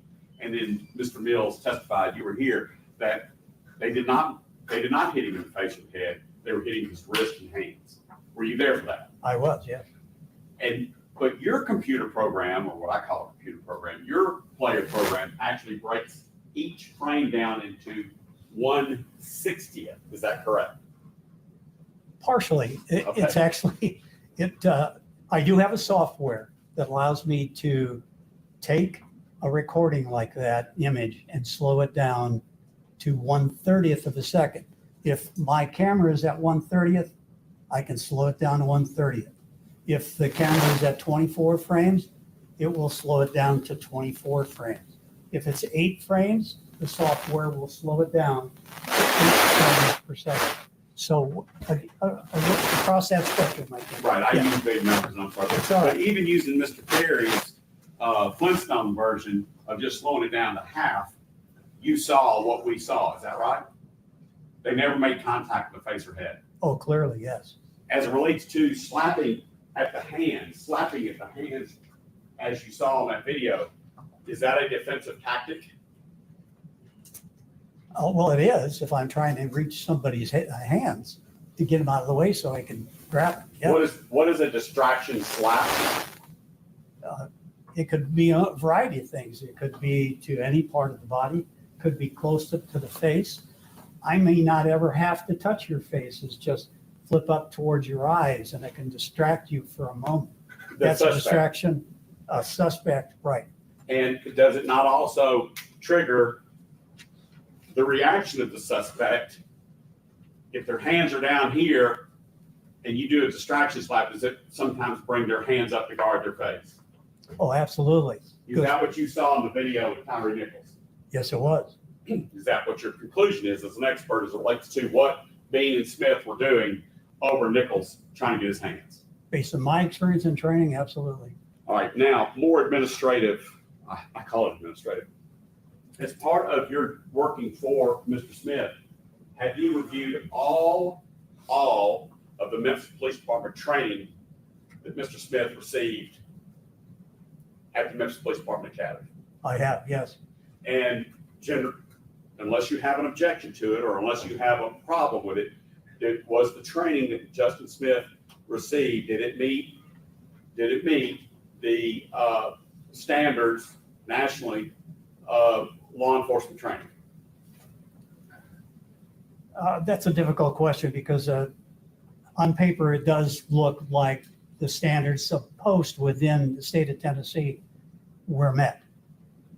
But whether or not they actually performed all those, I wasn't present during all of those training sessions. I couldn't give you that kind of an answer.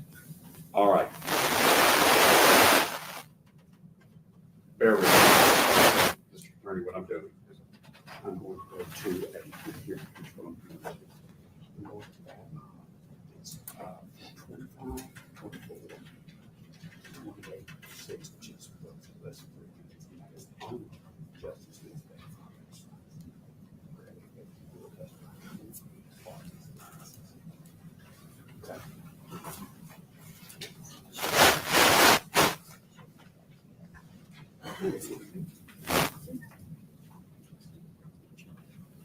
Judge, I just want to make sure that I get only that. And so again, if everyone can be patient with me for a moment.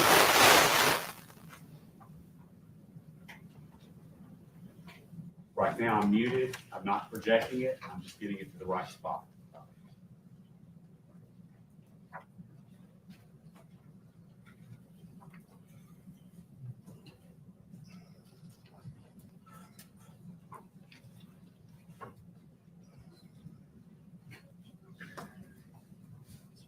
You guys.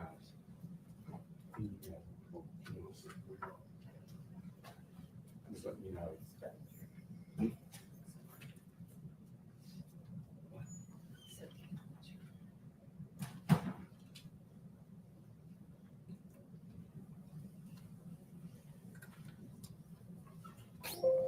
Judge, I am paused where I need to be, and it's unmuted at 100%. So I'm going to do what I've been told by Miss Rebecca to project it.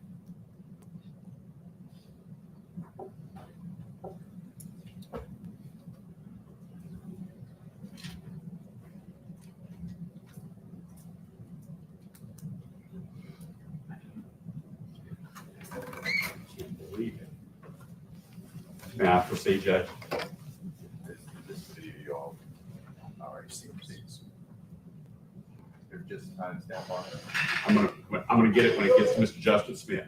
All right, before I hit play, you reviewed what is commonly referred to at the Memphis Police Department Training Academy as the Bad Bob video. Is that right? I did, yes. And in order to set some groundwork, the officers are sprayed with one shot of OC spray in one eye, which the eyelid is closed when they're shot with the shot. Is that correct?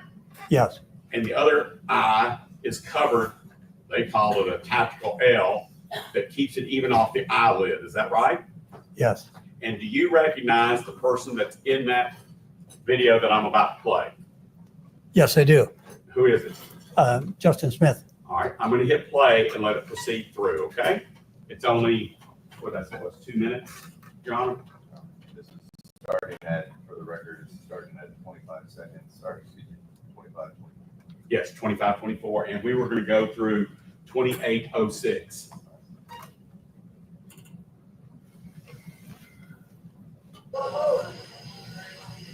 Yeah, you good? Good? Sir. All right, do you take well? Sir. Do you take well? Shut your eye, hold your breath. Hold it.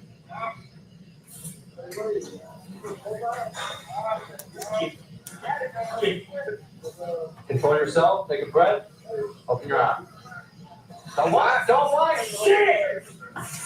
Maintain your composure, recruit. Maintain your composure. You gotta control yourself. What is your name? Justin Smith, sir. What's your IBM? 13999. Where are you from? Arkansas, 110 Arkansas. Who's the commander of the Memphis Police Department Training Academy? Commander, sir. Who's the commander of the Memphis Police Department Training Academy? Commander, Lieutenant Man, I don't know, sir. You don't know the commander of the Memphis Police Department Training Academy? Lieutenant Colonel Anthony Rudolph. Rudolph, sir. How many fingers small enough? Can't see, sir. Open your eyes, you gotta look. Don't look, I'm gonna spray you in the face. Hello, sir. Smith, get it together. Control yourself. And Burns, that's it. Breathe. Open your eyes. How many fingers small enough? Don't blink. Look like 6. That's 6. Look.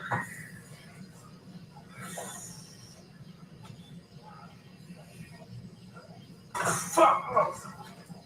Long as you stay there, long as it burns. Compose yourself.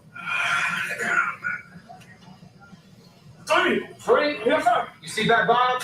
Yes, sir. Look at it. Don't fight it. Don't fight that Bob. Open your eyes so you can see. Don't walk like a blind man. Grab the hand of neck. Stop fighting! Stop fighting! Stop fighting! Stop fighting! Stop fighting! Smack him! Smack him! With your elbows! With your elbows! Go ahead and hit him with that other elbow! Stop fighting! Yeah, give him some kneecap! Stop fighting! Stop fighting! Stop fighting! There you go! Shit! Give him the other knee! Give him that other knee! Stop fighting! There you go! There you go! Give him some more elbows! Stop fighting! Stop fighting! Okay, handcuff! Handcuff! Go get Bob on the ground. Open your eyes so you can see where he's going. Yeah. Come on. Open your eyes. Get the bag. Put the hand on your back, sir. Don't do it. Put the hand on your head, sir. Yeah.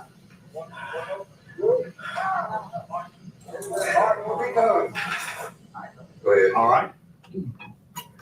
I'm going to minimize this. All right, minimize it again somehow. All right. You watched that training? I did. You've watched that training before? I have. You've gotten to know Justin Smith as part of me, like a better word, hiring you. Is that right? I'm sorry, get you that last part?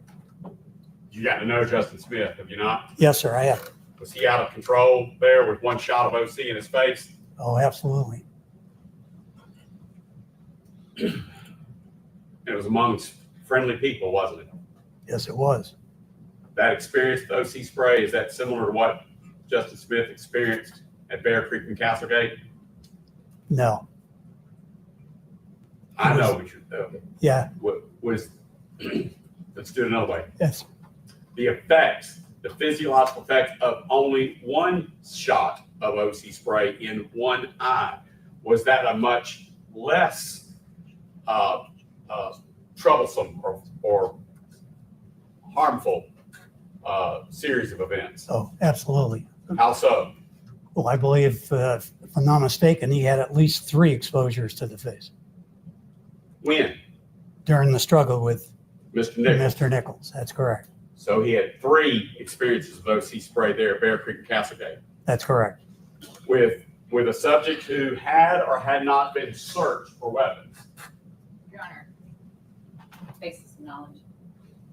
If you can just lay the foundation as far as what you would know from the videos. But I'm not going to be limited to the video. Have you reviewed the investigation of the Memphis Police Department and the Tennessee Bureau of Investigations, as well as the FBI and the Department of Justice as it relates to each and every act of Justin Smith and Tyre Nichols on January 7th? Yes, I am. So are you familiar with those facts? Yes, I am. So how many times did Justin Smith get shot in the eye with pepper spray? At least 3 times on the scene. And was Tyre Nichols ever searched during the entire process? No, he was not. That I could see. Or know of. Did you see any documentation that he'd been searched? Absolutely none. And you've heard sworn testimony that he was never searched, right? I have, yes. So do you have any reason to believe that Tyre Nichols was searched? Not at all.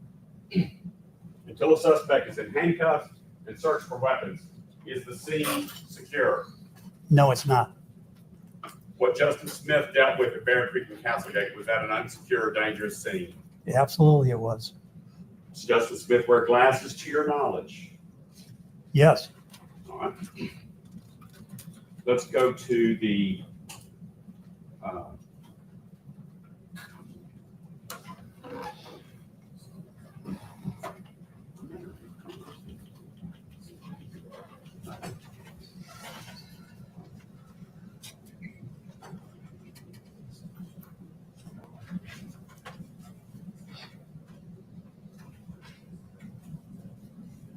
did you review the Memphis Police Department use of force policy as well as the force continuum? I have, yes. Now, I'm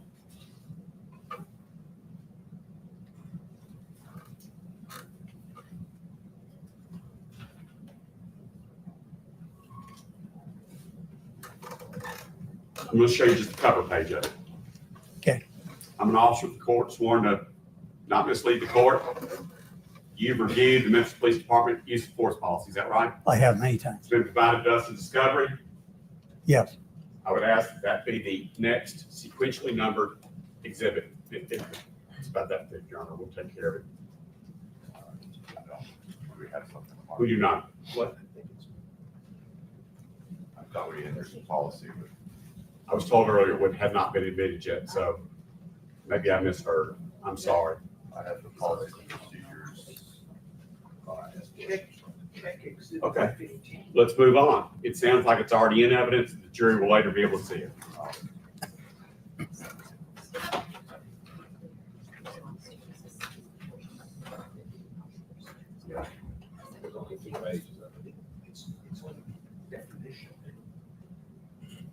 Back to what I was saying then. I would like the Memphis Police Department use of force policy as well as the force continuum is moved into evidence as an exhibit. And it's going to have to be late filed so that we can print it off on 8.5 by 11 paper. Put a marker. Yes, sir. As exhibit 37 of the MPD policies. Yes. It appears to be 13 pages, Your Honor.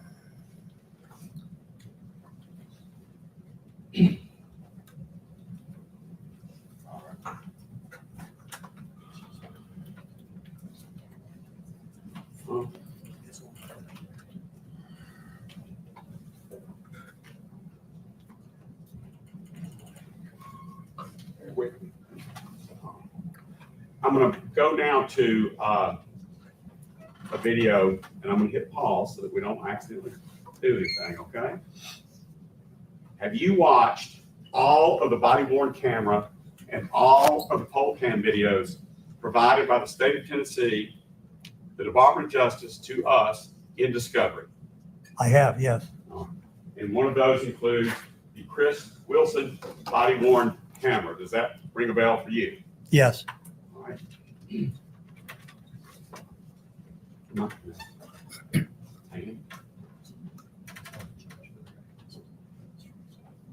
All right. This is one of the videos that we just put in. But, may I proceed? This video I have marked here is 8 minutes, 51 seconds.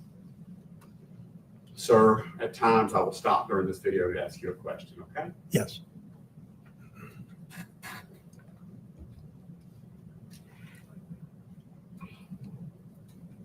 You want to do the lights, Judge?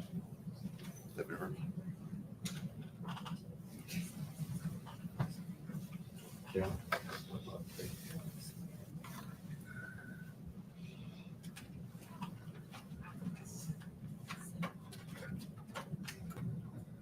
Can you see from where you are, Mr. Zwicky? I can.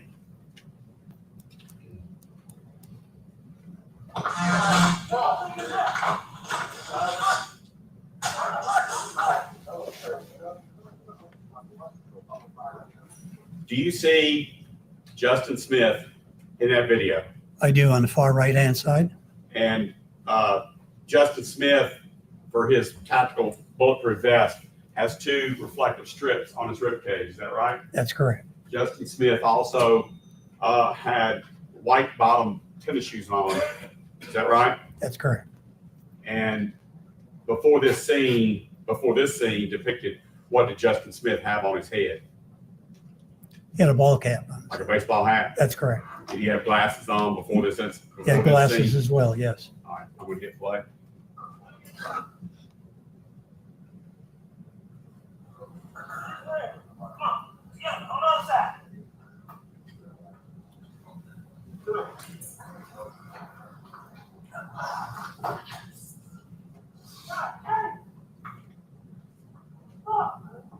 You're familiar with Justin Smith's voice, aren't you? I am. Is that Justin Smith we hear yelling out? It was. With the palms running down from the wall. Hey, one stop. Stop. I'm talking about take folks out. I'll come to traffic and everything.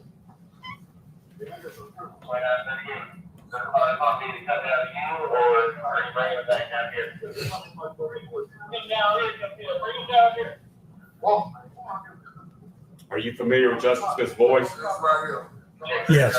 Who was that telling Hemphill or 2938 to bring the paramedics down? To bring down for Mr. Who Nichols. was it? It was Smith, Justin. Justin Smith.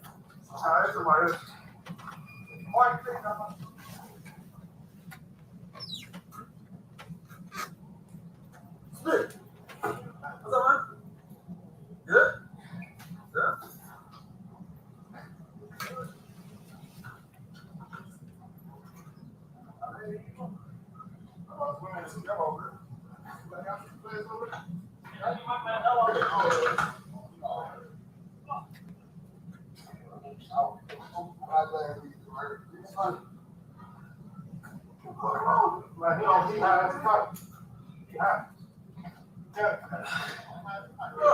I seen him. Like, when you turn around, if you do takes, I said, hey, look, man, snakes come up with that summer. Get all right.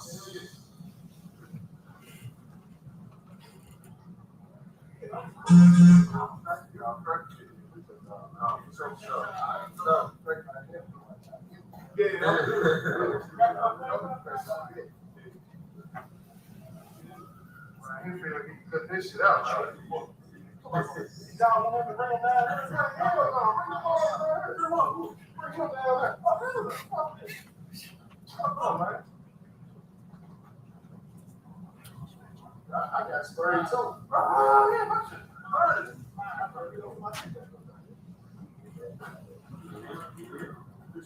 Oh, what's up, man? Yeah.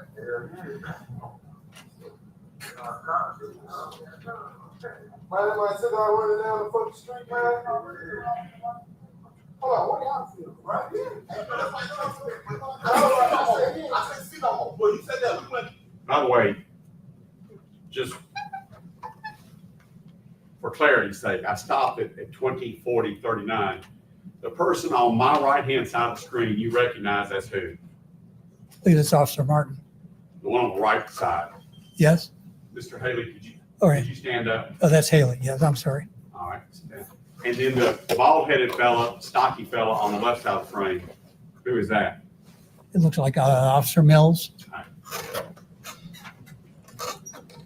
And I'll try not to hit pause again, but in your review of this, you got to learn what Lieutenant Dwayne Smith looked like too, right? I think I know what he looks like. Yes. Starting again.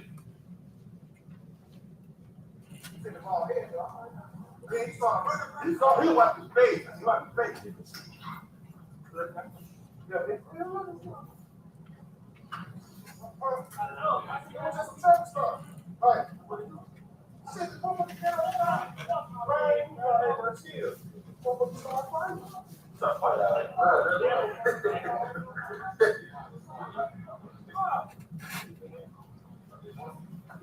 Have you also come to recognize the white fella with the American flag on his left shoulder as Robert Long from the Memphis Fire Department? Yes. Starting again at 2041:11.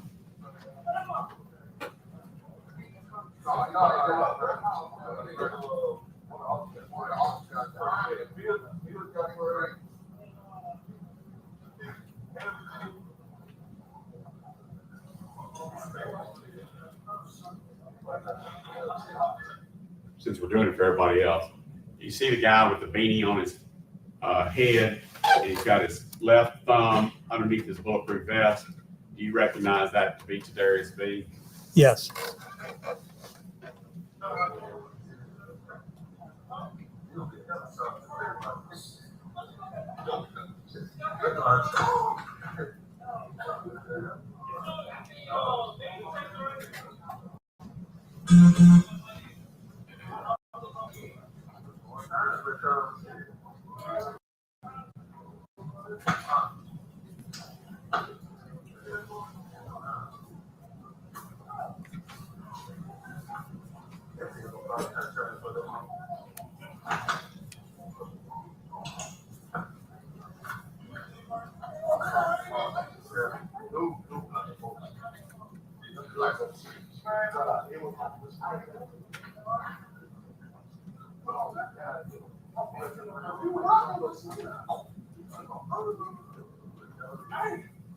By the way, how many active critical scenes, fatality shootings have you been to in your career in law enforcement?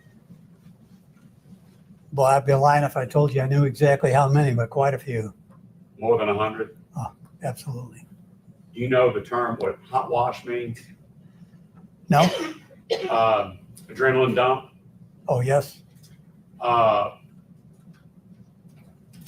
As you see these officers interacting with everybody in a, I don't know, a weird kind of vibe, they're talking, is that something you would expect to find at a critical incident at the conclusion of it? Yes, I heard that many times. It's a release from all the tension that they've gone through. It's, Your Honor, I would just ask that Mr. Zemock remember, it's just his witness, he's leading quite a bit. Rephrase the question. I'd respond that I'm not, but I'll continue. I'll do it the right way. I've done it long enough. I can figure it out. Thanks, sir.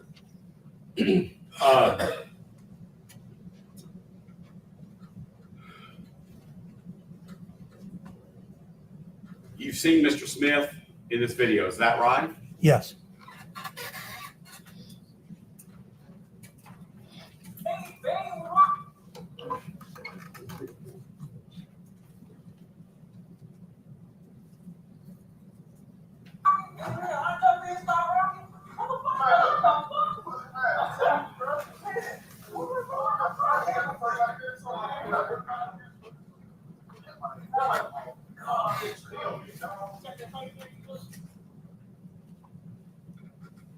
last statement made by that last voice. First, do you recognize the voice that Yes. was just heard? Yes, Justin Smith. And did you hear what he asked? I'll be glad to replay it for you again if you'd like. Would you please? All right. Because I don't want to lead. We'll just take as long as we need, okay? Yes.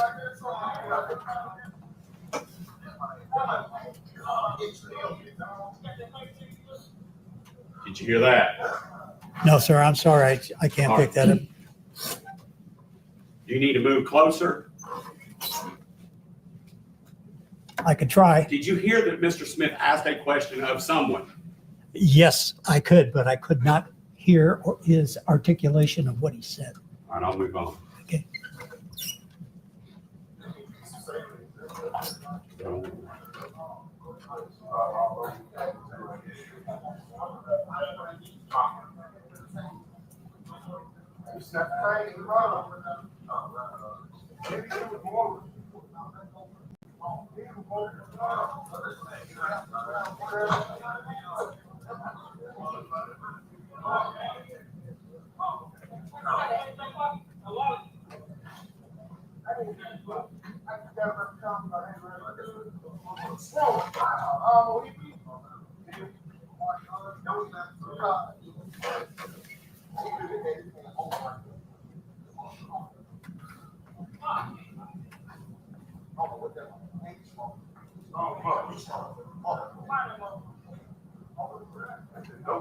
All right.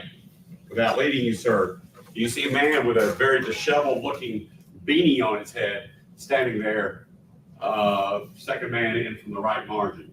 Yes. Who is that? I believe that is Lieutenant Smith. Thank you. The record reflects he's identified a man with a beanie on his head arriving on the scene at 20:43:35 as Lieutenant Smith. Proceeding.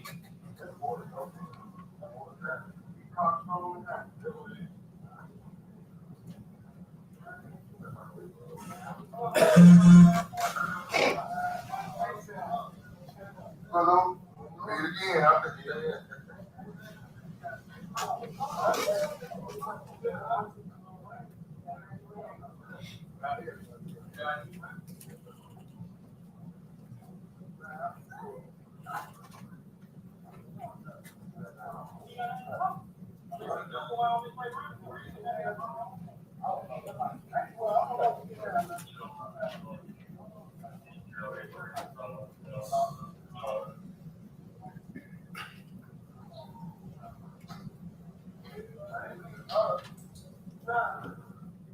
Would you pause? Do you see Mr. Tyre Nichols in that image? Yes, I do. And what position is he in? He's in a seated position against the side of Justin Smith's patrol car. We are at 20:44:26. Moving forward.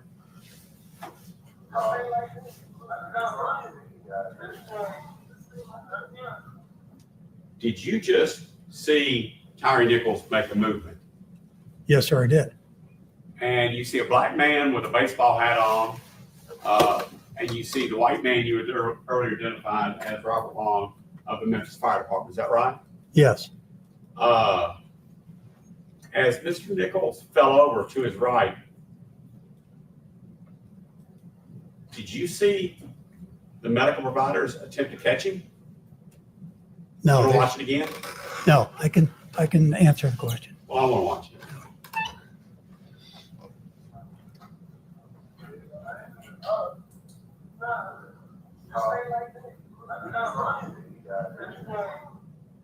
Is Mr. Nichols conversing with the two medical providers?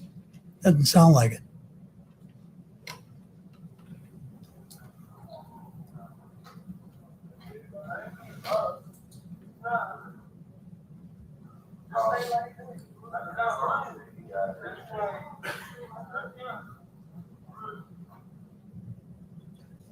You see anybody attempt to keep his head from hitting the ground? Yes. Pulled the bag away so that allowed him to just drop to the ground. going forward at 2044-33.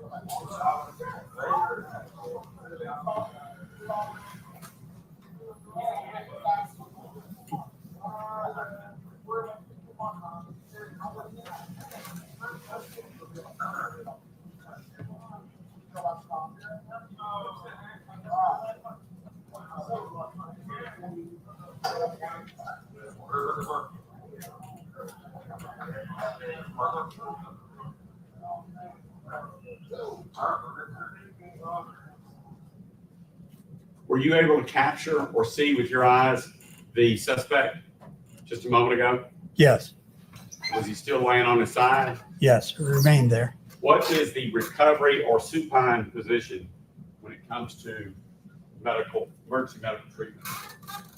It would be still upright against the car. As he was originally. Yes.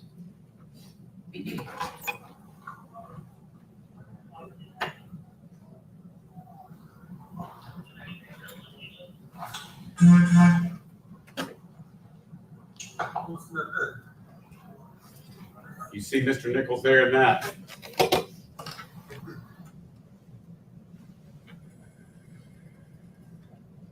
You see Mr. Nichols? No. I think he's Do you see still a laying flashlight? down. What? I said, I can't see him up against the car. I can only see his what appears to be part of his body still laying on the ground. Keep an eye on it.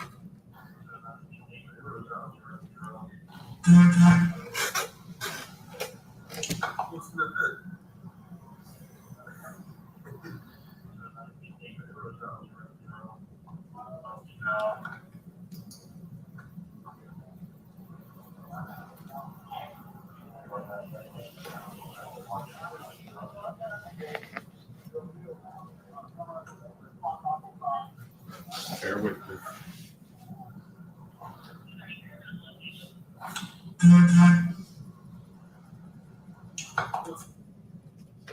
Is that better? Do you see Mr. Tyre Nichols' head right there? I do.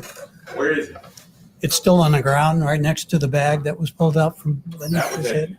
2045:48 where I pointed it out earlier, but you do see it, right? I do.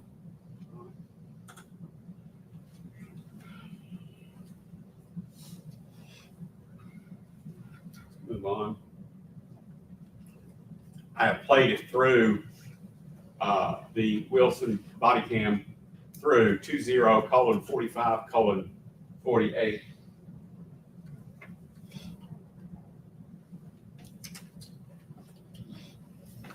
I'm going to show you,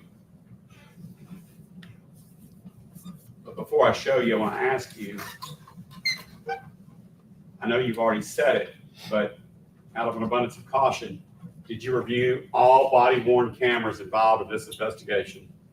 Yes, I did. Did you review Officer Martin's body-worn camera regarding the attempted traffic stop? Yes. I would draw your attention to the screen for you to confirm or deny that this is Emmitt Martin's attempt at a traffic stop.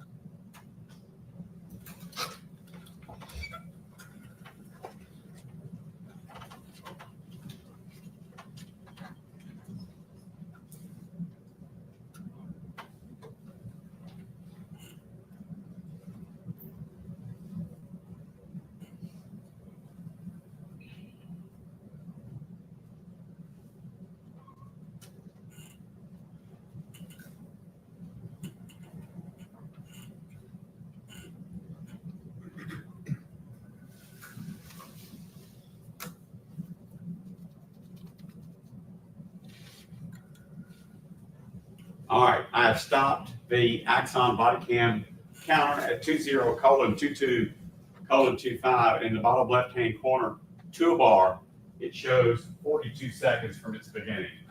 Is that correct or incorrect? Correct.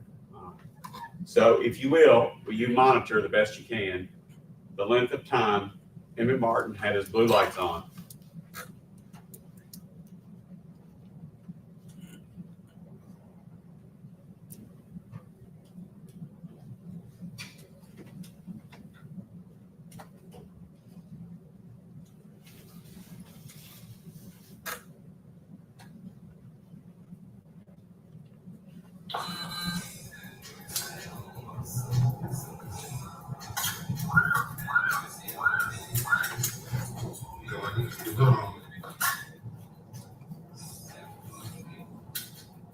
All right, it's off.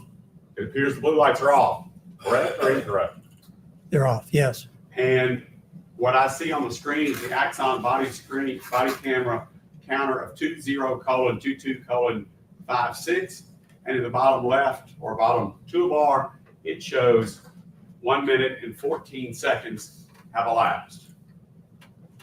So it's not to suggest to you the answer. Can you do the mathematics, please, and tell me how long Mr. Martin had his blue lights on? Well, it looks like it's over a minute. I can't add that right up, but Do you remember the first number we started at? Yeah, it started at 42? 27 seconds and it wound up at 54 seconds. Without leading you, the first number that the record will reflect that I told you the blue lights come out was at 42 seconds in the lower left-hand corner. Correct. We are now at 1:14. So would that be, give or take, 30 seconds? Yes, pretty close.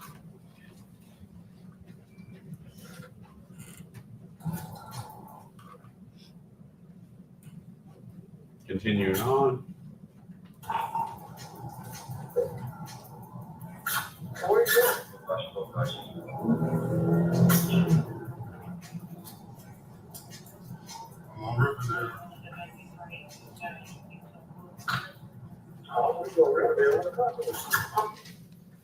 That video ends at 20:23:15, a total elapsed time of 1 minute and 32 seconds of that traffic, or what you just had depicted for you on the screen. Is that right? That's correct.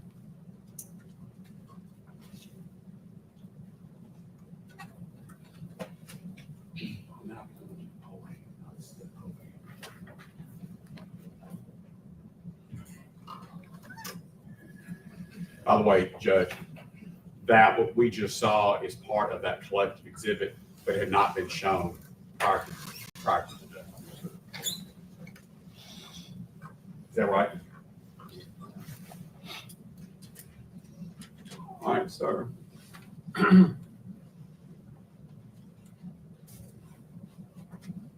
It's a long video. Very important to us here in this courtroom. So I'm going to play for you the MPD poll cam. Have you reviewed this poll cam video before? Yes. Approximately how many times have you reviewed this poll cam video? Seems like over about 50, 60 to 100 times. All right. Do you have some points within the poll cam that you wanted to call my attention to so that you can tell me to hit stop? I do. Okay, I just want to make sure. We don't want to tie up anyone's time by fishing around for it, okay? Right. So I'm going to hit play, and you tell me what you need me to do. Okay. Fair enough? Okay. And the spots you're going to stop us at are matters within your expertise. Is that right? Correct. All right.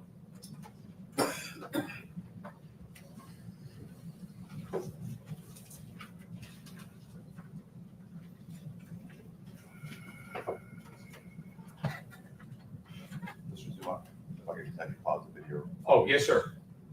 Before we get in this line of questions, as it may be a little bit, is there anybody in the juror that needs a break? All right, seeing none. All right, you can proceed. Thank you. Thank you. Okay, we momentarily stopped it at, when you know it, locked off up there. You're just gonna trust me, right? All right, hitting play at, what is that up there in the top of the screen where we can't see the time? What kind of is it go away? Huh?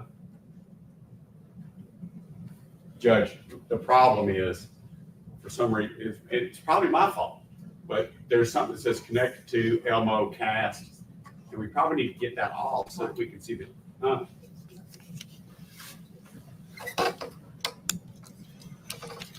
Just take it off full screen. All right. Right here. It's still up there. See it up there? Yeah. Can I drag it?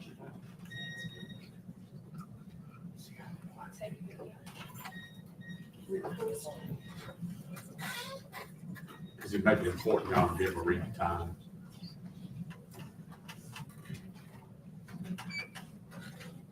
Mr. Stengel, feel free to sit back in your seat.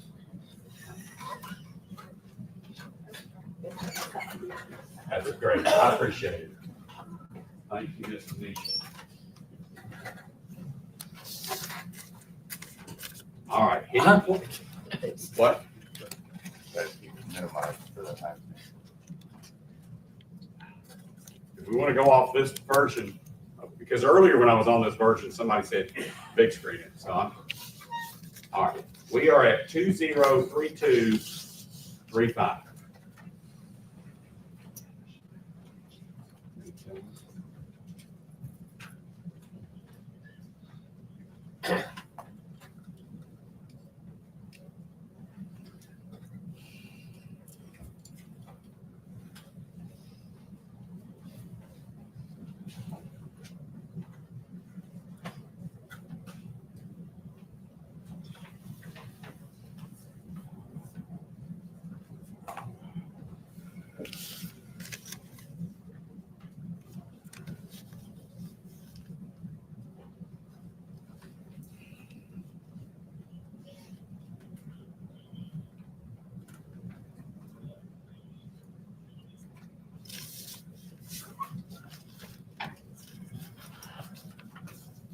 I want to ask you something. I've stopped it at 203326. Trying to anyway. Do you see lights reflecting off that brick mailbox cover? Yes, In your studies of these videos, did that indicate anything to you? yes. What was it? Indicate there's a vehicle coming in and it's reflecting off from the headlights.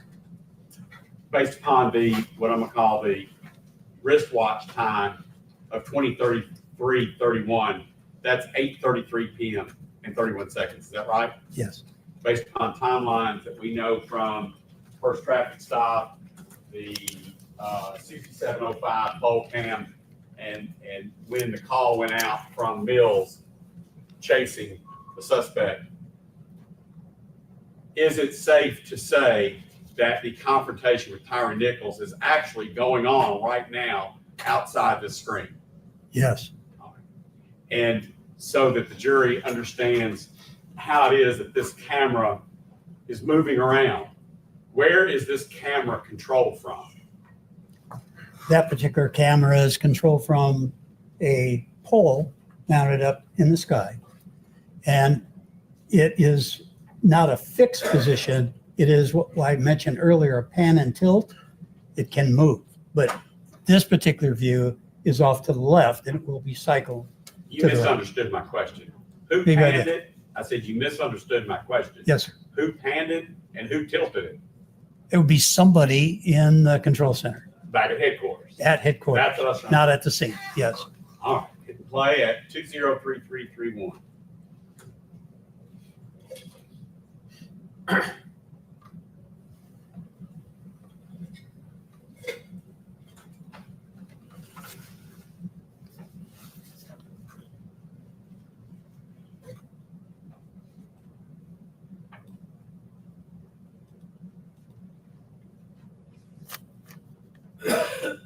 And pause. Did I do it at the right time? That's where it'll start. Okay. told me to hit pause. Tell me if you see as, for what you're here testifying about as an expert, do you see anything significant in that frame? What I see, obviously, where the cars are parked, and I see the officers, three officers standing. Can't quite make out from. Yeah, I see the other officer. I believe that's Officer Mills off to the right-hand side, the other side of Justin Smith's patrol car.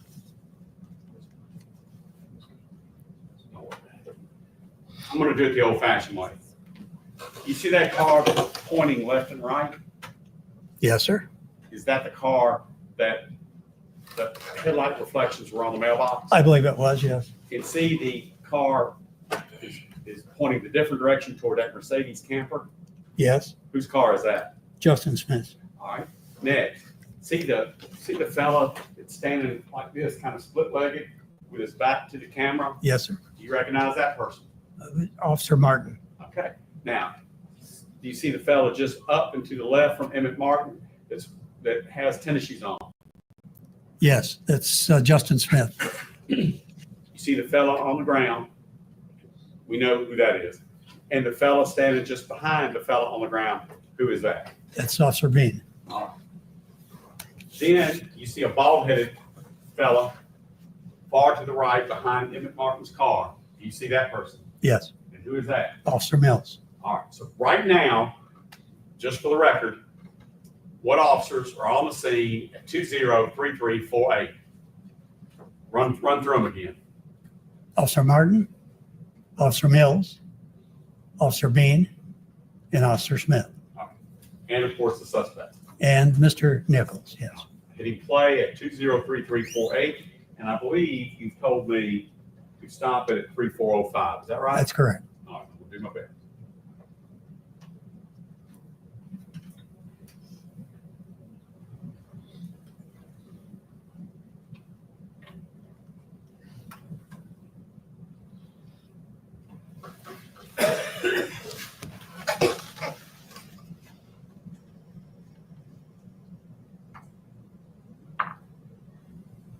Pause.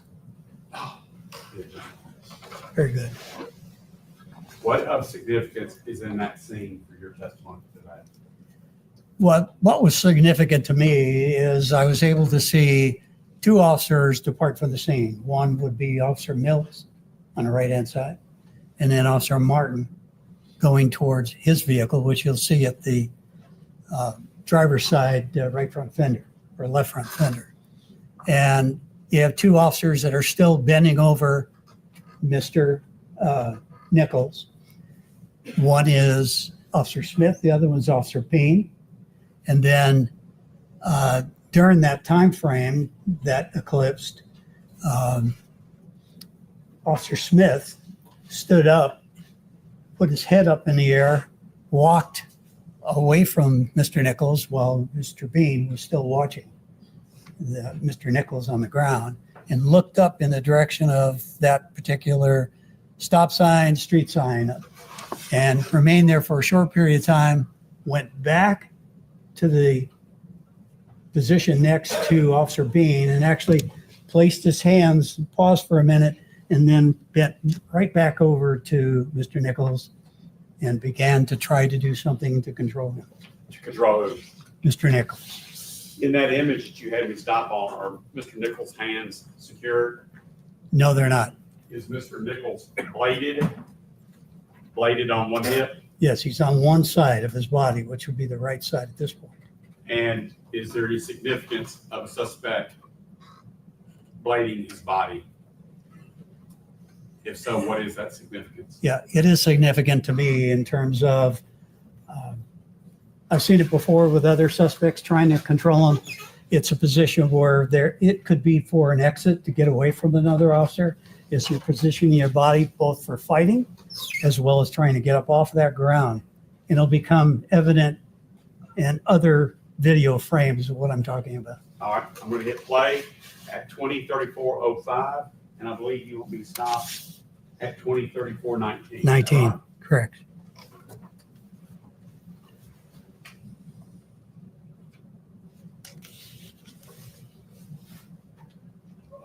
just so the jury and all of us, the person walking back up to Nichols on the ground, that his back is to us, is that who? That's Officer Martin. All right. I'm sorry for stopping early.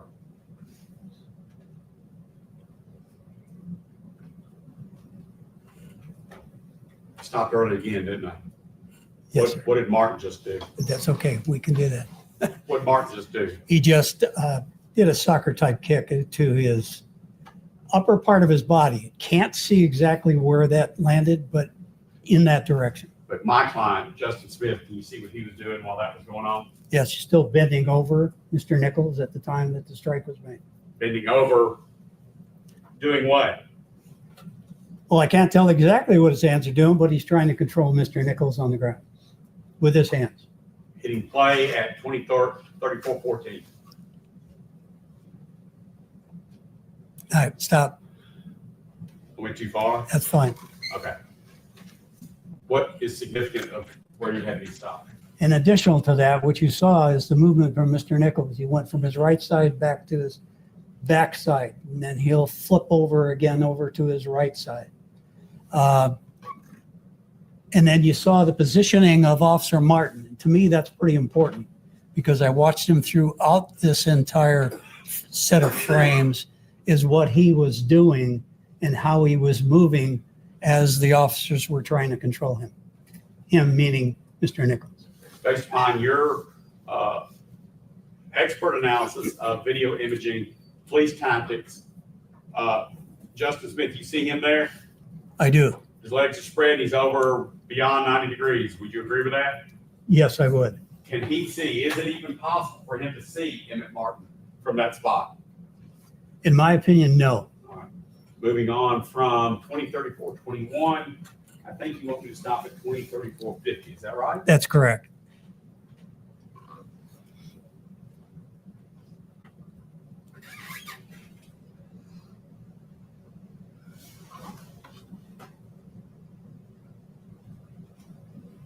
We saw another kick there, didn't we? Yes, you As did. we strike that question.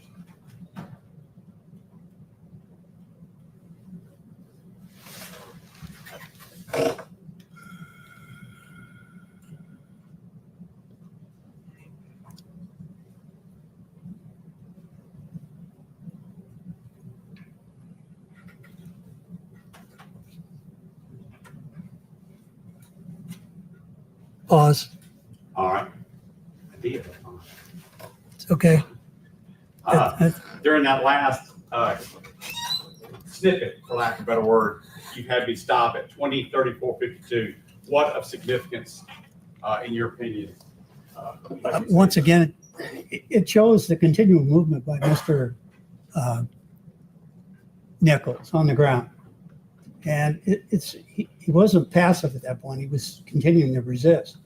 And I can tell what Officer Smith is doing. He's trying to grab his left hand and apply a handcuff to it. And I think it's either at this point or shortly thereafter, he manages to get one handcuff on that left wrist. So the record is clear. Who's he? He, again, meaning Mr. Justin. Nichols.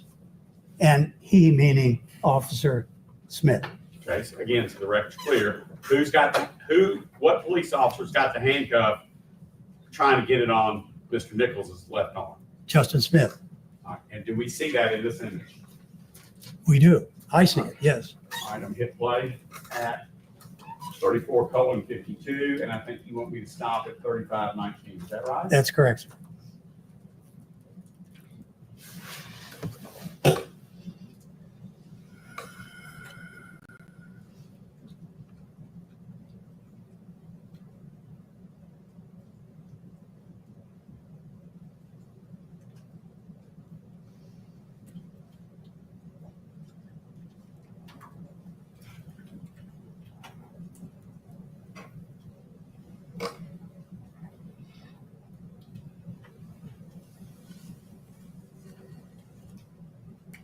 Stop.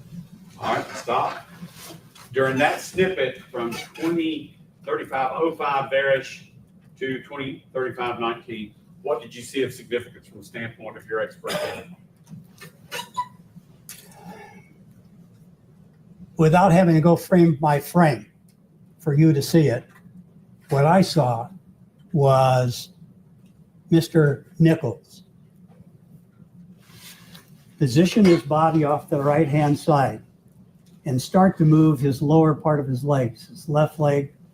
And I saw Officer Smith pull up on the handcuff. He's got one hand on the left wrist. And he's trying to position the body, excuse me, he's trying to position Mr. Who is he? If you use the word he. I please said identify the Officer person. Smith was trying to position Tyre Nichols into a forward motion onto the ground. And as he was trying to do that, you'll see a struggle where the arm will go back up again. That's Mr. Nichols pushing off in one direction against Officer Smith. And then Tyre Nichols managed to get up off the ground in a rather quick manner before Justin Smith could push him on the ground, and began to move to his left.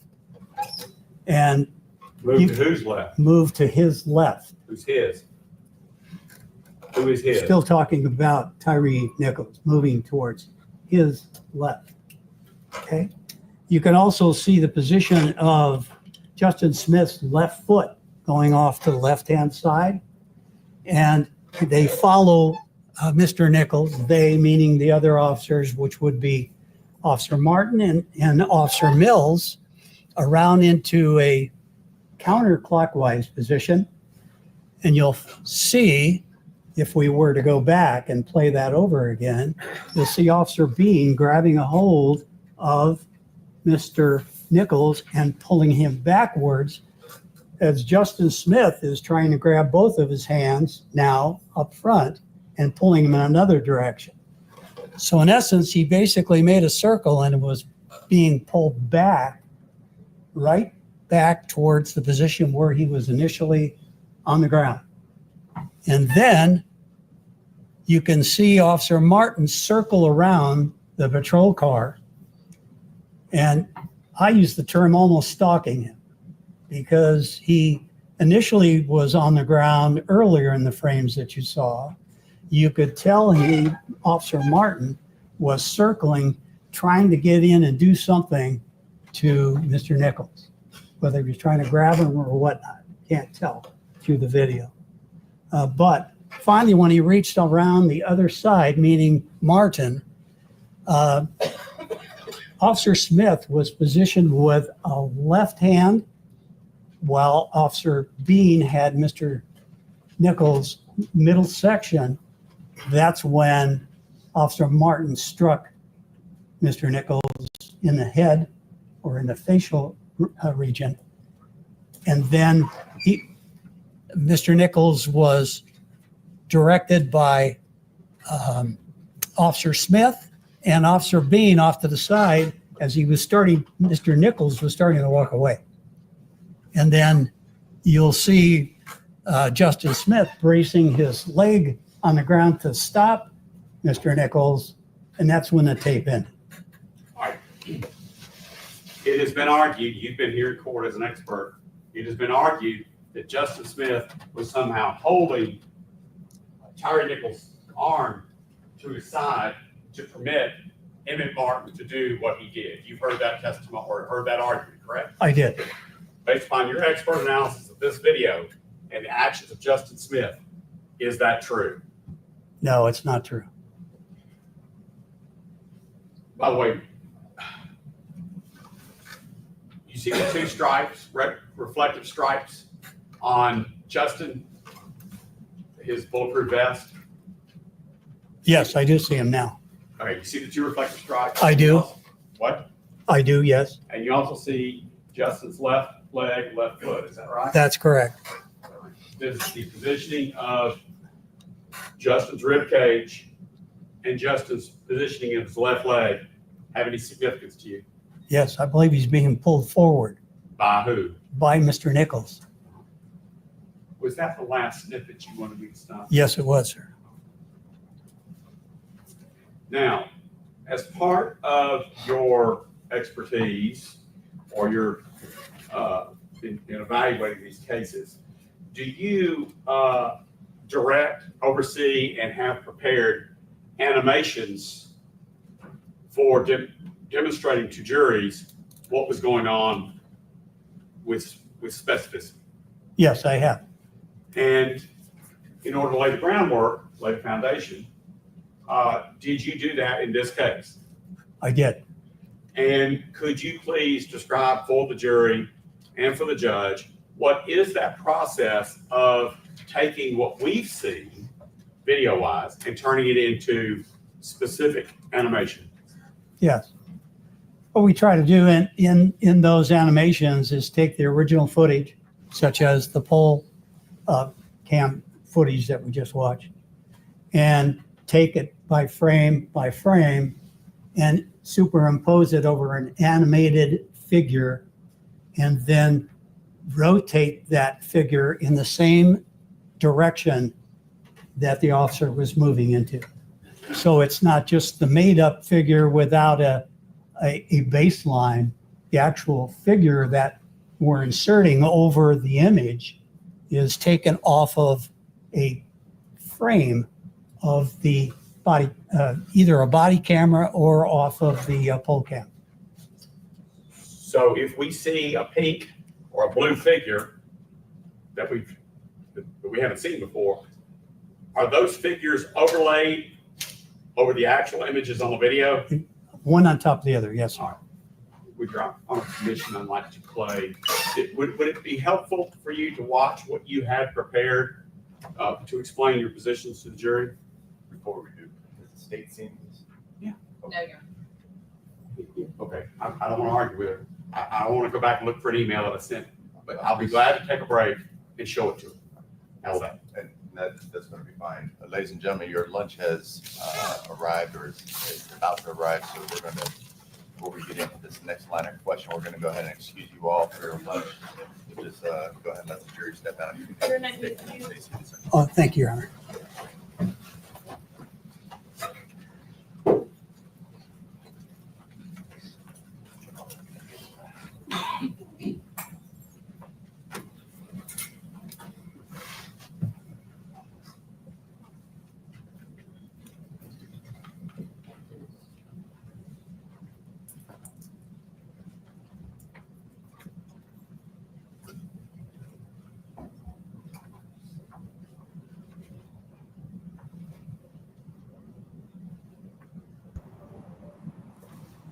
That's the end. I'm not gonna hold y'all because we really don't have that much time, because they have the other live scheduled like right now. So go do what y'all need to do.